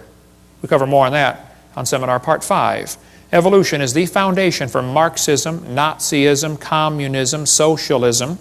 That's why when I do debates, I always call it creation versus evolutionism. It drives them nuts, because they're used to saying, oh, it's evolution versus creationism. They always put the ism on creation. So when I flash up my sign at the beginning, it says, creation versus evolutionism debate. They always sit there with that puzzled look on their face. They're trying to read it thinking, something doesn't look right about that, but I don't know what it is. Just get the little jab in there, Why do people believe in evolution? Well, you might want to get this book, The Case Against Darwin. Excellent, short book, quick read for your intellectual friends that want to get the quick picture. Some people, that's all they've ever been taught. When I spoke in Russia, I was over there at the university. There were 30 professors came in to hear me speak. And after about an hour, one of the professors was crying. And I asked the interpreter, I said, what's he crying about? And she said, he's never heard the creation story. He didn't know there was one. All he's ever heard is evolution. He wants you to keep going. I went for another hour. I spoke at a public school over there in Russia. The room would seat 400 kids. They had 700 high schoolers come in there and listen to me for 2 hours. I mean, you could have heard a pin drop the whole time. I couldn't believe it. When I asked the principal before I started, I said, hey, are there any things I shouldn't say to these kids? I know this is a public school. It's kind of sensitive. He said, what do you mean? I said, well, I'm a Christian. Is it okay to tell them, mention the Bible? He said, oh, yeah. Tell them anything you want. I said, well, would it be okay if I told them, how to go to heaven? He said, sure, please do. These kids would love to hear about Christianity. They've never heard any of this. Wow. Door you can drive a truck through, brother. But they use the same lies in Russian textbooks. Here's a Russian textbook talking about the forelimb proving evolution, the different geologic column strata, all the stuff we covered earlier. So why do they believe this stuff? Well, some believe it because that's all they've been taught. Some, their job depends on it. Some, they hope there's no God to answer to. They did not like to retain God in their knowledge, the Bible says. They just don't like this idea. And it says, God will send them strong delusion. The more I think about this, that is so true. Anybody that believes they came from a rock 4.6 billion years ago has to be strongly deluded. Think about it. Oh, there's so much we could cover on this. Some people simply have too much pride to admit they have been wrong all their life. So, kids are being taught evolution. There's no question about it. Kids are being lied to in these textbooks. There's no question about it. What do we do about it? Well, we cover that in great detail on our public school presentation on the Green series of tapes. Get the public school presentation. We'll tell you step by step what to do, how to get these lies out of your textbook, how you can get on the school textbook selection committee, how you can get your kid exempt from class. Parents, if your kids are in a public school, you should send a little note to the teacher saying, I don't want my child taught evolution. It's against my religious convictions. Sign it, notarize it if you'd like, give it to the teacher and to the principal. Then if they continue giving you a hard time, you say, oh, now, excuse me, do you discriminate against people because of their religious convictions? Watch their eyes light up on that one. And if they still give you a hard time, contact me. I got some lawyers waiting in the wings that are anxious to get a lawsuit like that. Title 42, discrimination based on religion. Wow. That principal's going to be the garbage collector the next week. I guarantee that principal's going to call that teacher in and say, look, let this kid out of class. Stop teaching evolution. I had one guy call me a couple of years ago. He said, Brother Hovind, my second grade daughter's teacher just called me. And the teacher said, Mr. Jones, whatever his name was, I forget. He said, your second grader's in my class, your daughter, and she stops me every time I start teaching something about evolution. And the teacher said, I've just decided I'm going to skip this evolution stuff for the rest of the year until your daughter's out of my class. And my first thought was, yay. And then I thought, wait. Why are we sending second graders off to war? This is a battle the parents ought to be fighting, not the kids. We're the salt of the earth. Salt irritates. Hey, if nobody's irritated at you, you're not a good Christian. You don't have to try to irritate them. You try to be salty. That will irritate them. Salt preserves from corruption. How come you got so many lies in the textbooks right here in Tennessee in the middle of the Bible Belt?